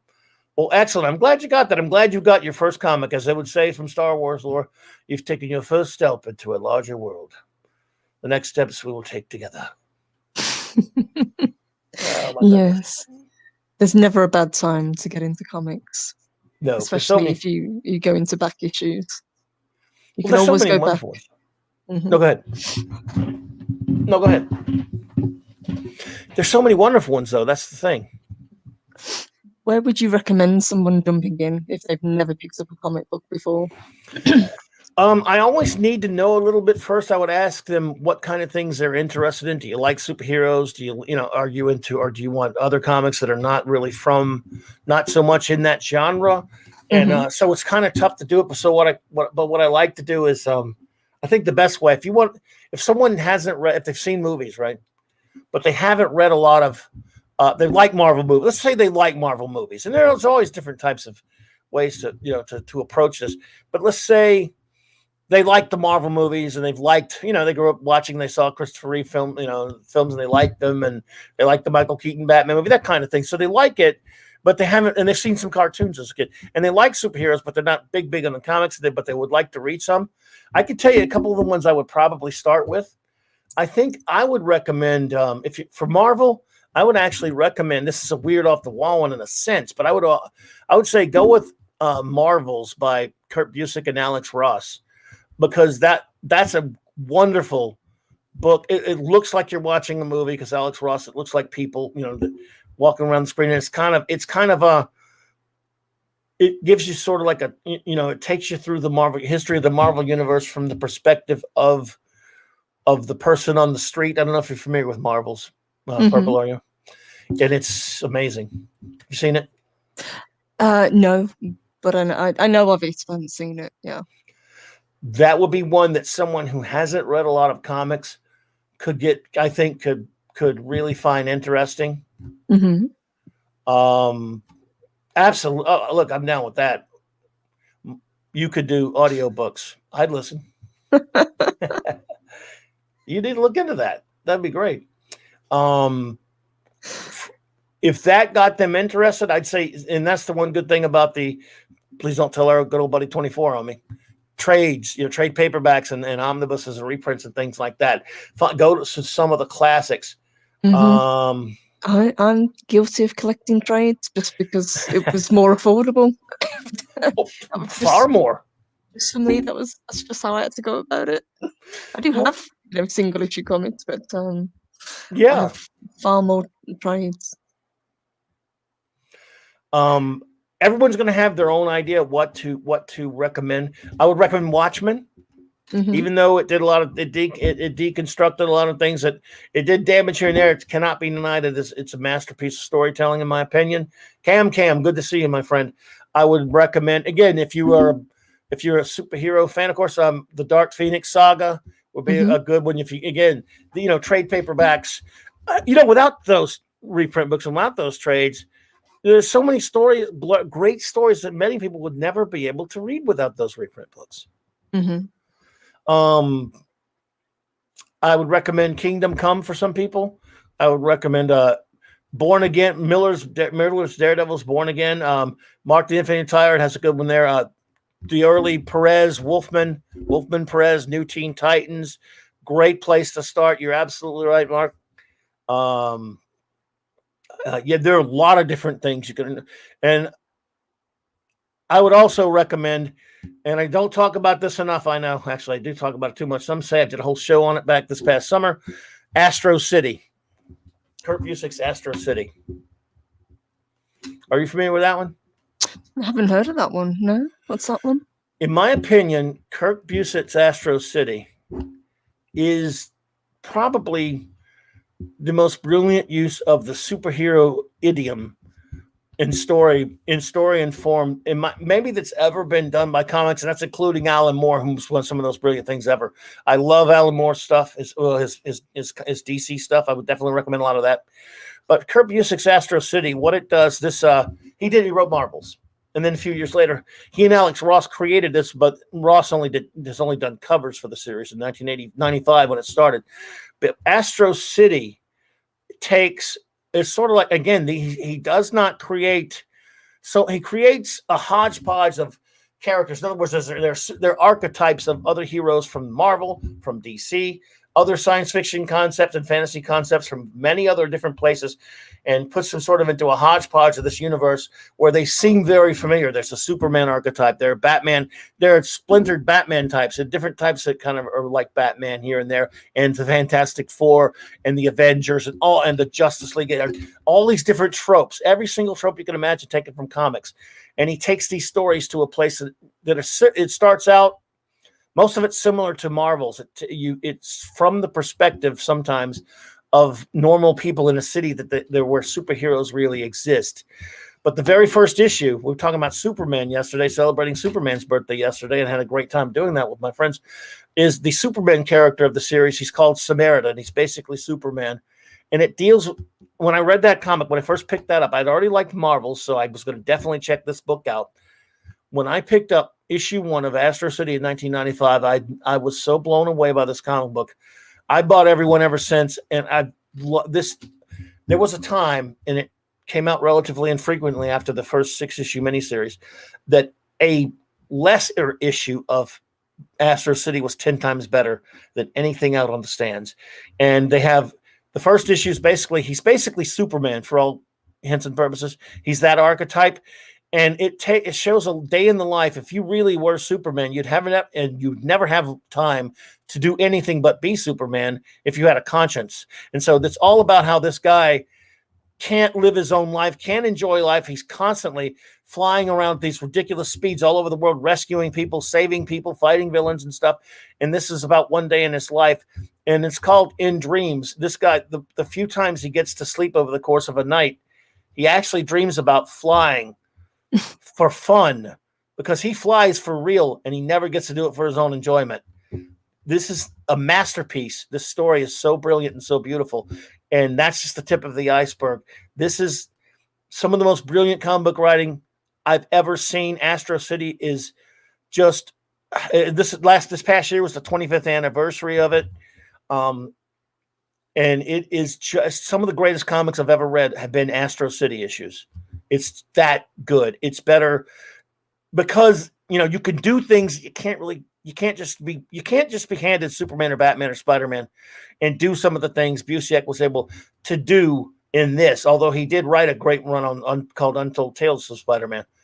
But he could do because he made these characters and he just uses tropes that were established. But it's not Superman, so he can get away with doing other things. It's difficult for me to put it into words because sometimes it's from the perspective of the heroes, but many times it's from the perspective of what would it really be like to live in a city where there was superheroes everywhere, like in Marvel New York or Gotham City or Metropolis. And it's real. You read one of these stories, especially one that takes place from the perspective of a normal person in that atmosphere, and you believe it. You felt like you actually, what it was like to live in Marvel Comics New York or Metropolis. It's that brilliant. Well, if you recommend it, I'm going to get them. I've just pulled some of the issues up on eBay, so thank you.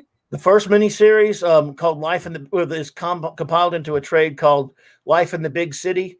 If you could just read that first issue called In Dreams, if that one doesn't hook you, it may not be for you. But anyone who hasn't read Astro City, that's the best. For me, that's my best recommendation.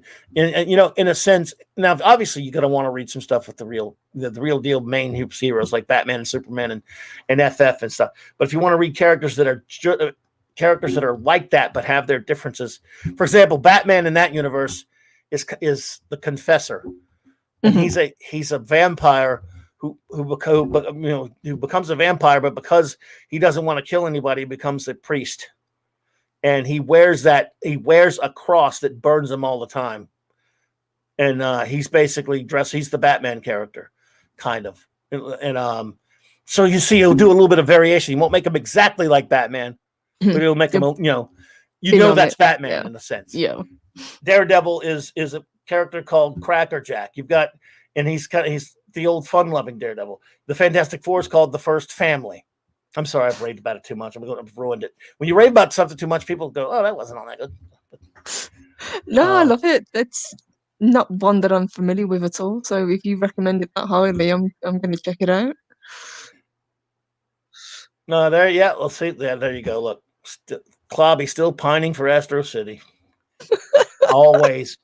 I love it. Oh. Thank you so much, D.D. Myers. I'm glad you enjoyed it. We had a great time yesterday with that stream talking about Superman. It was a really good show. Astro City 1/2, and I'll leave it alone after this. There was one that they did that was after the first issue. They did like as a marketing thing. It was called Issue 1/2. They used to do that back then. And they had a special issue that was that wasn't with the original miniseries, but you had to get Wizard magazine to get it, and later it got reprinted. Here, I'm going to admit this like the big wuss I am. That's a comic book that not only made me cry when I first read it, when I think about it, or when I read it again, every time I read it, it makes me cry. A comic book with silly superheroes, and it makes me cry. I love it. Anyway, all right, everyone, I'm off Astro City. Are you happy? Thanks. I'm probably the only one that knows anything about it here too. Maybe some of these other guys know it. I don't know. Jesus Steve. I'm going to start calling you Jesus Steve because I know who you are. I appreciate that. Jesus is my king. There. I liked Ash Can editions. I have some of those.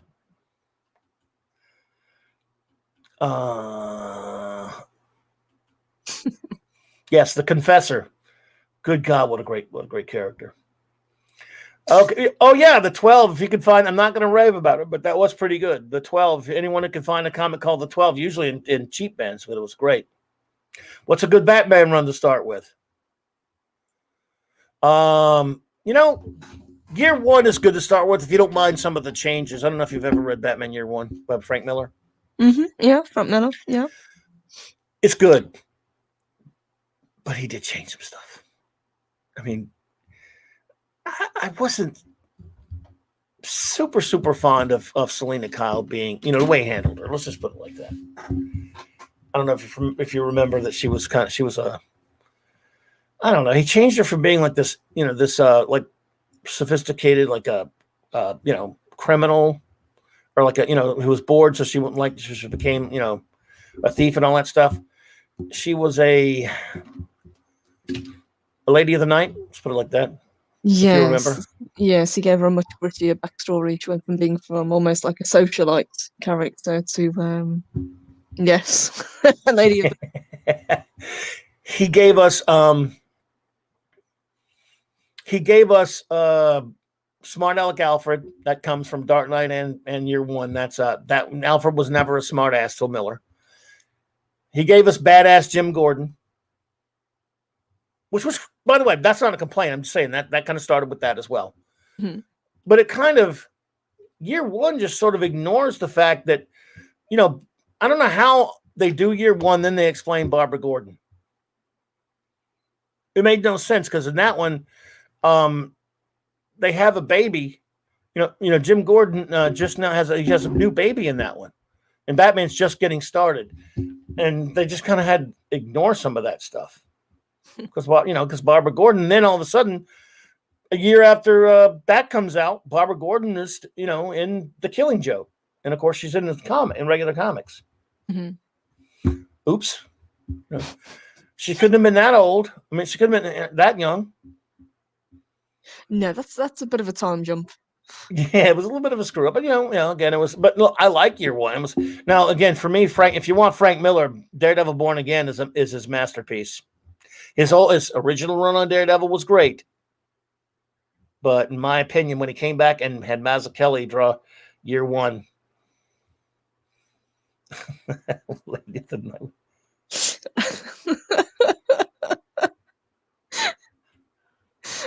indeed. If you think comics are dead, read Black Hammer, Justice League, and Hammer of Justice. It's better than you deserve. Someone mentioned Planetary earlier, by the way. I'm sorry I missed that one. Was that who was? No, I got to back up a little bit because someone mentioned Planet. Oh, okay. I'm sorry. Grumpy Old Ninja, Kentaro. How'd you feel at Planetary? Not as good as Astro City, which, but yeah, look, I loved Planetary. Yes, not Astro City. Planetary. I don't know if you're familiar with that one. If you're familiar with that one, Purple. No. Planetary was 27 issues, and about 4 different specials, and it took. Holy shit! It took 12 years. Planetary was great. Warren Ellison, John Cassaday, great art. It's pretty downer stuff. It's pretty dark stuff, but it was really good. The problem with Planetary was after the first couple of issues, it started taking forever. Astro City kind of did that too, but not to this extent. Years would go by between issues. And then one would pop out and you go, oh shit, I forgot what happened in the last one. I mean, I liked it, but holy crap, I need to go back. I got to go dig up the last one. Jesus Christ. People go, hey, guess what? A Planetary came out. No, really? It became a joke. You're like, they did it. That's still coming out? I thought they just stopped. I mean, years would go by without Planetary. The new issue of Planetary. I'm like, Jesus Christ. Now, again, in hindsight, you can go back now and get all the trades and all that stuff. It's fine. If you buy it month to month, well, there's no such thing. It was month to year to whatever. Oh, it was annoying. But it was good. And it was dark and it was really, really dirty. But it was undeniable. It was a really good comic, and now you can go back and probably get the regular issues cheap. I don't know if you can get the trades. It's good stuff, though. I'll admit that was a good. I'm glad you mentioned that one. I didn't want to leave that one out. That you mentioned that. We have some other. What the hell? Planetary gave me a mental erection. What in the hell is wrong with you? Boy, what the hell's wrong with you? Jesus Christ. I have all of Planetary too, man. Good luck putting my hands on them. They're all over the place. There was an Elseworlds Planetary using Superman. Yeah, they had a Justice League crossover with Planetary. It was weird. It was a dark ass, but dark in the good way, in the sense that it wasn't really ruining established characters. Go dark all you want. Don't ruin established characters. That's why I love what Busiek did Astro City. It wasn't that dark at all anyway, but he was doing what he took these tropes. These are archetypes established a long time ago. And let's face it, I don't mind him mining that, because a lot of these characters that were created were stolen by these big companies, by the people who created them anyway. So I don't care if he takes a character and puts a different costume and name on him and tells the same kind of stories and tells stories that should have been told about that character and never were, but it has a brilliant take on him. So I have no problem with it. You know how many Superman knockoffs there are? A lot. Lots. And you could do anything with them. And that's called like Irredeemable, even though Wade's a nut. That's one. Let's see here. Oh, I also, Mark, and if I want to get some of these recommendations there, I'd also recommend Dark Horse of Star Wars titles. Dark Empire, yeah, that was a good one. Also, Star Wars Tales was really good. No Man's Sunrunner towards a Jedi, Tales of the Jedi, yes. Star Wars Tales had a lot of good short stories in them a lot of times. Mm-hmm. I've heard the Star Wars comics are really good. Used to be, yeah. Mm-hmm. Yeah, it wasn't really Justice League, but I mean, it was a crossover thing. Yeah, that's true. Yeah, Supreme was my favorite Superman knockoff outside of Samaritan. See, Supreme was Alan Moore took Rob Liefeld created a really lousy, horrible Superman knockoff for the horrible Image comics of the time. Sorry, anybody if you're Image fans. But called Supreme, it was just rotten. And then he brought Alan Moore in to write some of his other comics, and he let Alan Moore have it. And Alan Moore, who wrote, in my opinion, the greatest Superman story. Oh, we talked about this yesterday. Alan Moore wrote the wonderful story, Whatever Happened to the Man of Tomorrow. I don't know if you're familiar with that one. No, that one. You know that one? Mm-hmm. There's the crazy bastard. It's this one here. It's the farewell to the get that nut. He told then editor Julius Schwartz, when they were planning the John Byrne reboot, he said, "If you don't let me write the last Superman story, I will kill you." And Schwartz said, not wanting to be an accomplice to my own murder, I let him do it. And this is, oh my God, this story is so great. Another one, folks, you want to read a great Superman. Now, again, a lot of it is sentimental. It's him saying goodbye to the Silver Age, Bronze Age Superman. It's the last story of that era. To me, it's the last, in the sense, the last Superman story. Although I will recommend All-Star Superman, everyone, by Grant Morrison, Frank Quitely. But this, if you just want to read a wonderful sentimental story, and yeah, by the way, you know what? Look at it. You would know it. This is really a dark story. Yeah, I wouldn't have guessed. Yeah, as you say, looking at it, you wouldn't think it was that dark. I mean, obviously more, but still. Yes, but at the time, see, he was doing Swamp Thing, which was dark. He was getting close to, Watchmen was coming out a little bit after this, right? He was doing a lot of different. You could find a book. This is a really great trade called the DC Universe Stories of Alan Moore. All the stuff he did that was not like big series, not Swamp Thing, because that was a long series, but some stuff like this, the shorter stories, like the one like he did this. I love that they've got who watches the Watchmen in the bottom corner. Oh yeah, oh my God. See, that was right. It was right around when Watchmen's coming out. And look at it. How will the Dark Knight end? We were waiting for the last issue of Dark Knight #4 of Returns by Frank Miller, which, by the way, that took forever. Good God, did that take forever. Back then, man, so many comics, all the ones you really loved, would take months to a year to come out in between issues sometimes. It was so annoying. Now people can just go back and read the trade.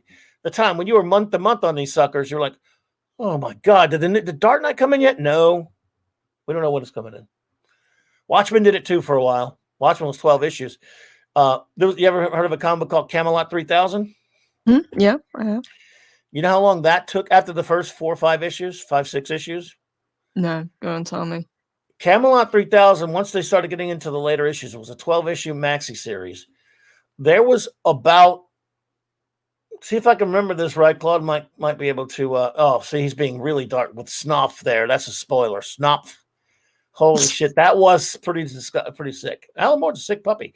Anyway, but it was great. Anyway, Camelot 3000, I think issue 10 took over a year to come out. Between 10 and 11, there's almost a year. I went back. There's a site that tells you how when comics came out. The last issue took about over a year, I think. It was 11 months for number 10. Oh, there you go. And at some point you forget a book that was even existing. Why did it take so long for that issue? Well, Brian Boland was slow. That's why after that, Brian Boland didn't do interiors. He did covers. He could not. Jack Kirby could produce. Of course, he's Jack Kirby. He's the king. He's the god. But he could produce 5 different comics. Full comics a month on a monthly basis. And a lot of comics. Perez was fast, I guess. A lot of guys couldn't meet the deadlines a lot of times. And they put this thing out before they had it all put together. Had them all ready. Watchmen did that too, but not quite nearly as bad as Camelot 3000 is probably the worst. I don't know. What was it? Matt Wagner's Mage used to take forever. Yeah, it was Boland's fault. Boland just was slow. Mike Barr was not a slow writer. He had the thing written for a long time. That's why, again, I can't, other than The Killing Joke, I can't name you too many interior, work, too much interior work Boland's even done. It's all covers, So he's not fast like guys like you see here, Kurt Swan. So this is a great story, and yes, it's very dark. You wouldn't think, like you said, you wouldn't think that, would you? No, you look at that cover and you think that's the last thing you're going to get from the story. Yep.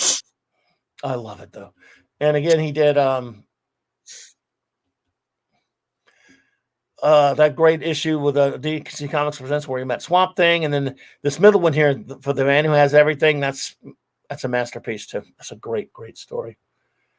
Yeah, anyone if you want to read great Superman stuff, but also again if you could find the the DC Universe works of Alan Moore that has got a lot of his shorter stories. He did a 2-part vigilante story. He did some Tales of Green Lantern Corps stories, short stories that are magnificent. I mean, that are so good. They're short but sweet. They are brilliant.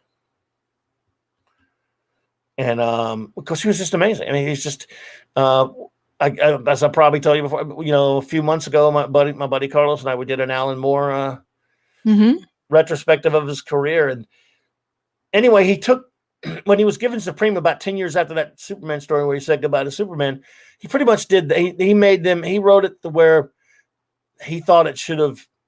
It basically was a love letter to the Silver and Bronze Age type Superman for a good number of years, and Supreme was really great. I loved Supreme. So I don't know. Go ahead. If you could meet Alan Moore, would you? Is he? Oh God, yeah. Is he on your bucket list? Oh, he's nuts, and he'll never come over here. But I would love to meet him. He wouldn't want to meet me, but I know I would love to meet him. And I would, yeah. He was really, man. I love his work. I was the ultimate. If Alan Moore's name was on it, I was buying it, and I collected it. And I used to think I could write a book on Alan Moore's work, and I actually wanted to for when I thought about it. But I was so bad about Watchmen. I probably tell you about this, Purple. I was the first person. I could be the first person on the planet to cosplay Rorschach. Really? Claude and I. He was Captain Carnage. I was Rorschach in 1986 Dallas Fantasy Fair.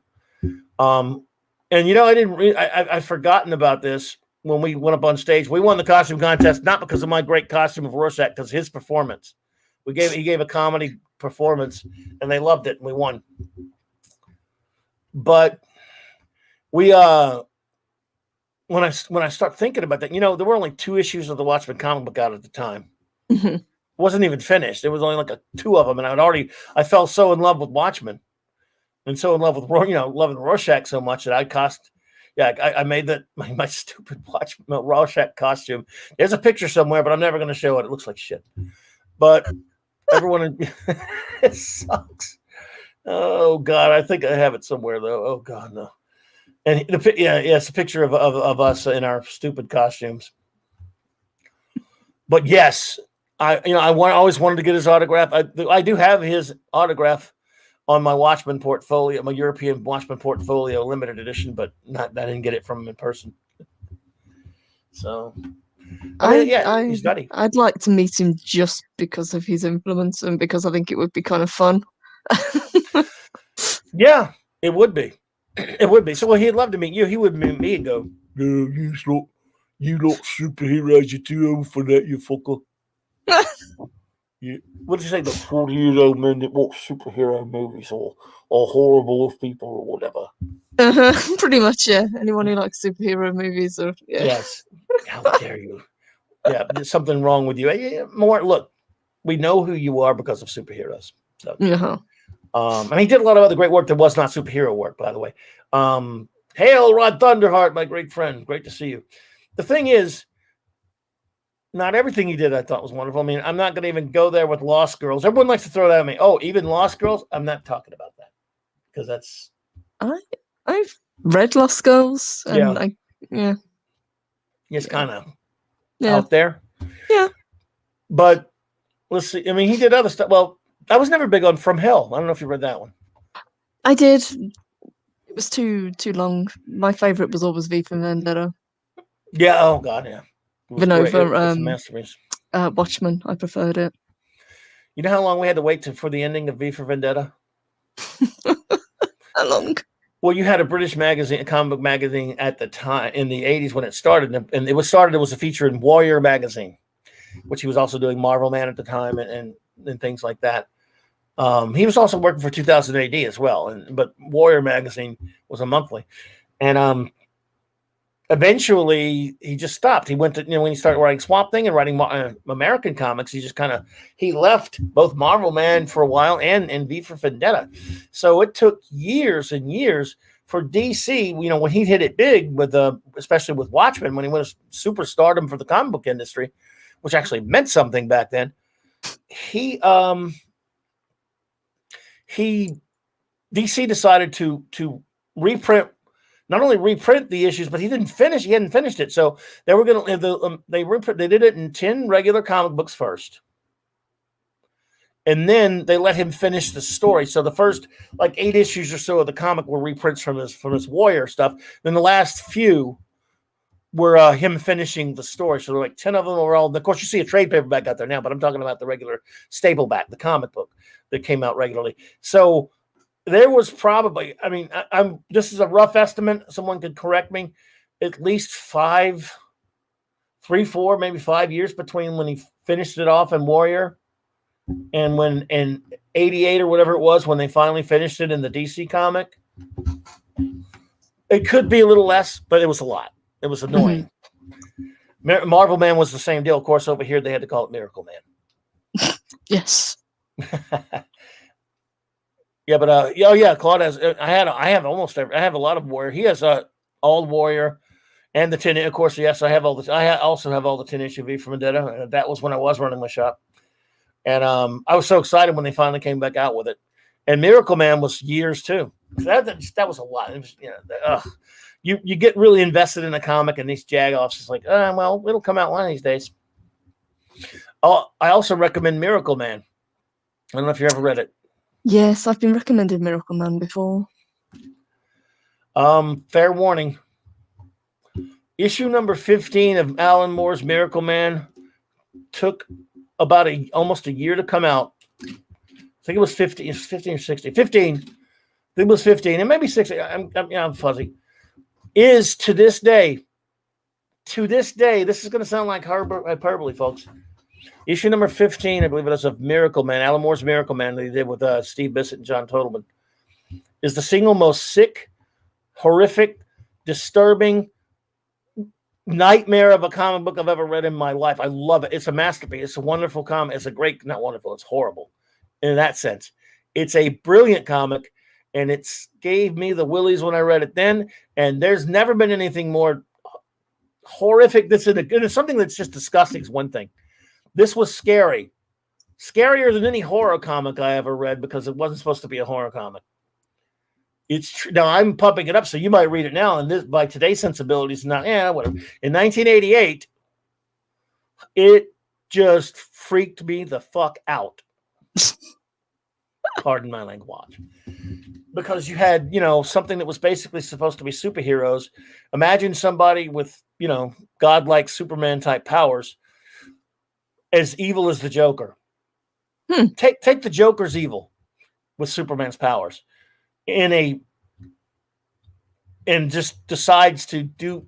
I can't even put into words what he does to London to get Marvel Man / Miracle Man to show up to fight him. I can't put it into words. You have to see it. The art is, it's brilliant. It's just disturbing to know what a being like that could do. Because what do you think the Joker would do if he had those powers? Mm-hmm. Nothing would be beyond him. No, nothing. And he would splatter your face all over to look to see the expression on your face. He would do horrible things to you while he would do the most horrific, horrible, sadistic things and laugh about it. That's what's done in this comic. Everything you could conceive of a horrible thing that someone that evil would do, it's just beyond belief. And man, thinking about it gives me because again, it's any other horror comic, you expect horror, right? This is superheroes. It's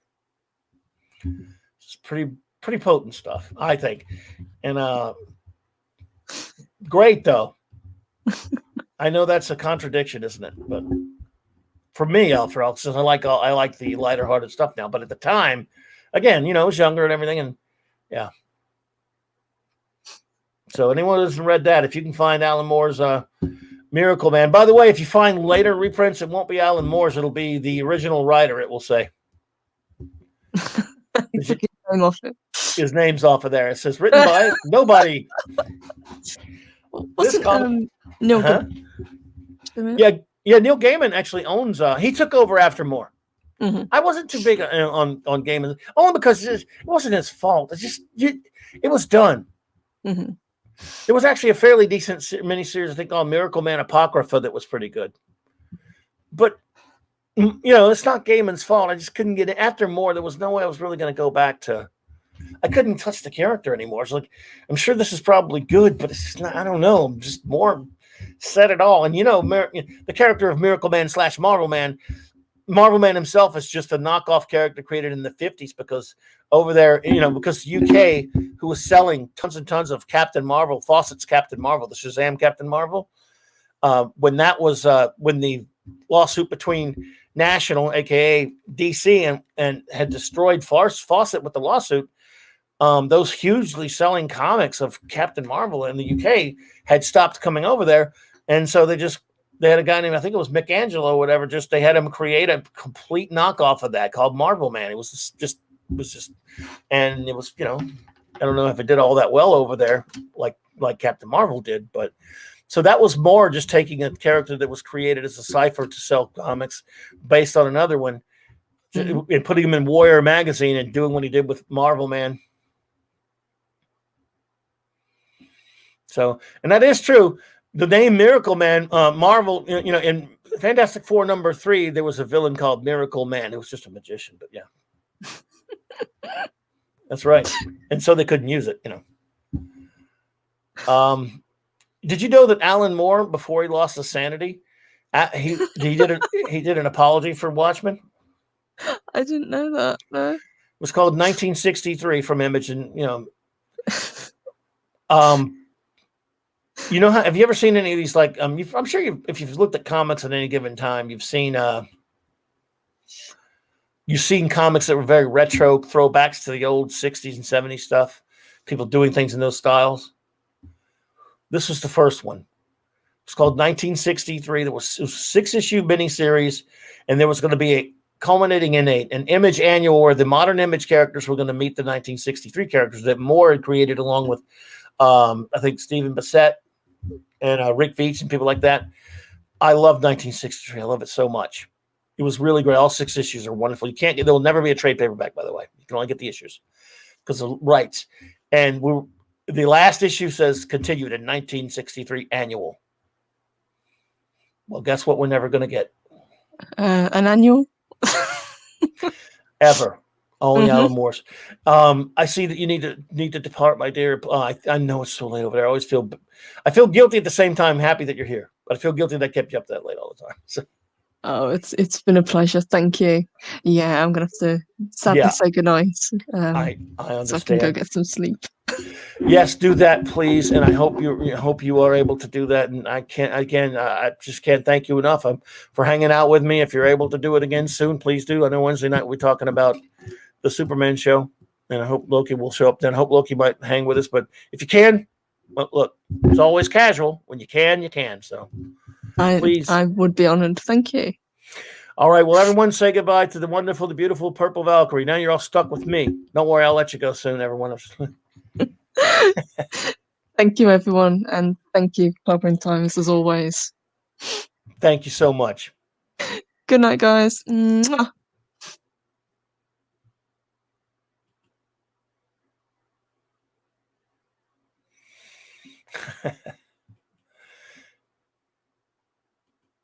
Never finished. Well, yeah, so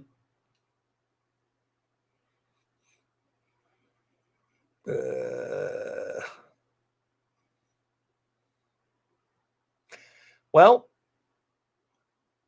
yeah, there we go. Absolutely. Please, please, please go to the Valkyrie's channel and please subscribe to that. Let's see, man. I could by the way, show notes before we get out of here, everyone. Look, we're going to do a show because there's so many great recommendations. I'm going to have some of my. I want to get Dave, Bob, and Mark, the Infinitely Tired, and Claude, and and Maddie's dad. Any of you guys, we want one night on a comic show. We just do a comics recommendation show. That would be fun. I plan on doing that a lot, and where we interview, we just talk about that kind of basic stuff. Show notes tomorrow. My great friend Cardinal Sin will be having a birthday stream for himself and the great Mexican Iron Man, I understand. It'll be at 3 p.m. CST. I plan to attend. I hope to be there. Tomorrow night, the extraordinary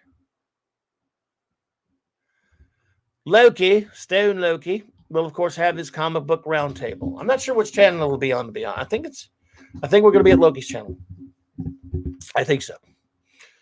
Yeah, Mark. Hey, dude, I'd love to have you on talking some comics with you, bro. Love that. That would be great. Maddie, Maddie's daddy, man. Been waiting. Yeah, but love to have you on here, bro.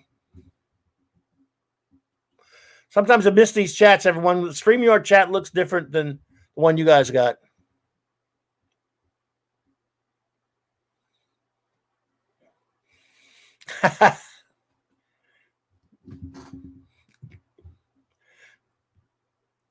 Paranoid. Is that what they're saying about me now?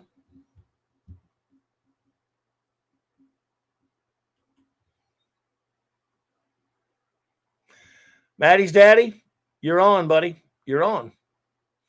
And so, and then tomorrow, again, like I said, Cardinal Sin's birthday stream tomorrow.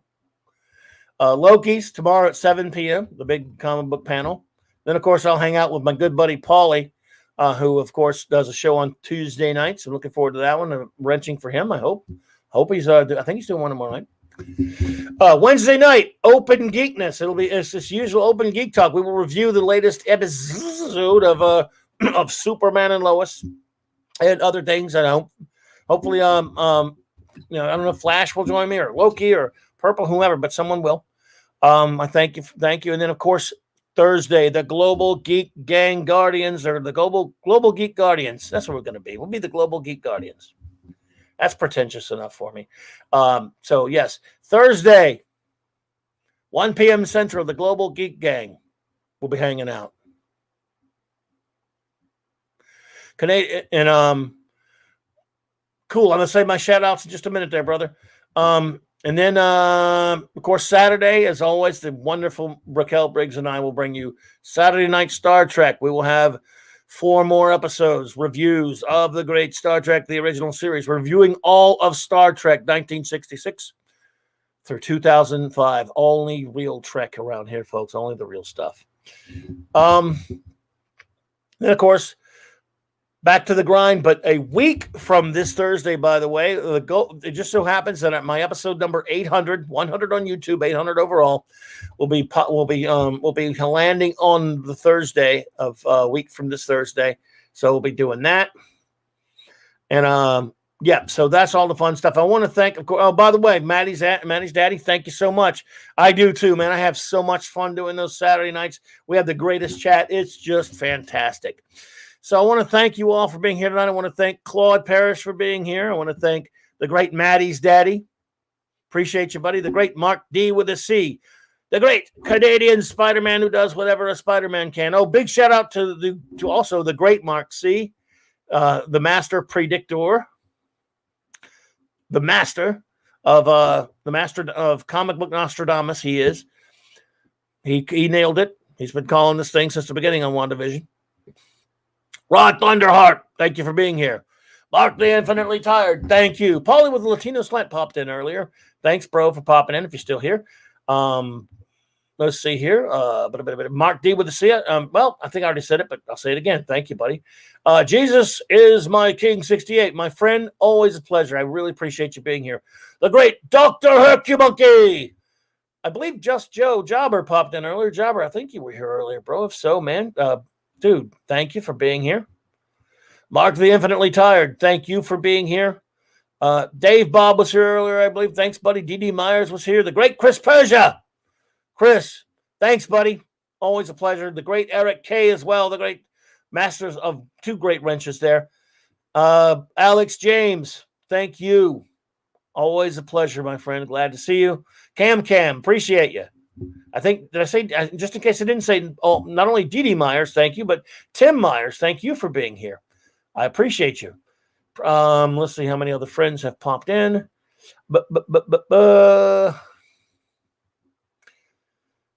I hope I did not miss anyone, my friends. It's possible, again, with my garbage memory. If I did, I'm sorry. Anyone who happens to be listening later on a download or something like that, I want to thank you as well. Really appreciate it. And if you see fit, if you're so kind, be so kind to if you have not subscribed already, please do. I would appreciate it. And of course, smash that like and notification bell if you would, or don't smash it, clobber it. I'm sorry, we're not talking about this is not the Hulkerin times here. So thank you, sir. Thank you all for being here, and thanks to the beautiful, magnificent Purple Valkyrie. I love you, Purple. I know it's so late, for you to sit here and listen to my crap. It's just so late over there. So you are a doll. You're amazing, and we love you, and we appreciate you so much. So everyone, I'm going to play us. Oh, Grumpy Old Ninja. I do forget people sometimes. I'm sorry. We had Grumpy Old Ninja. We had someone else. Explorer of the Multiverse was here. That's right. It's been a while since when the names pop up, and this chat is weird on me sometimes.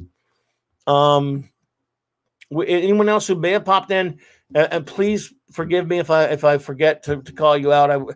I just forget sometimes how many people are here. I'm trying to focus on stuff, and this chat goes weird. So if I didn't mention, I'm sorry. Anyway, thank you all so much. Thank you again. We're going to run. It has been fantastic hanging with you all. Have a fantastic night, and again, shout out to the great Stone Loki for this outro.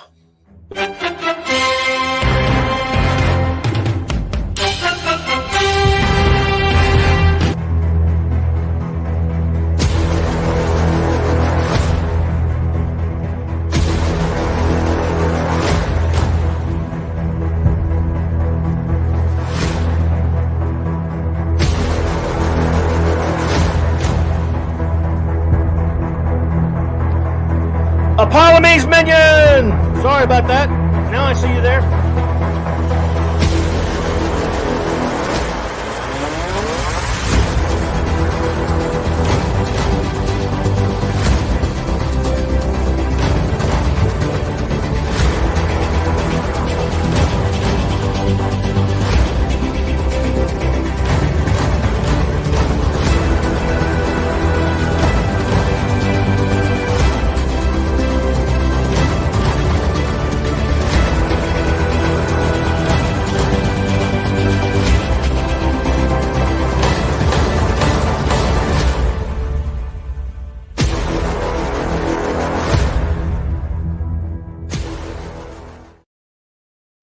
Shout out to Apollome's minion. Both hands on the wheel, my dear. Thank you for being here. I forget things sometimes, but thank you so much. Thank you, everyone. Have a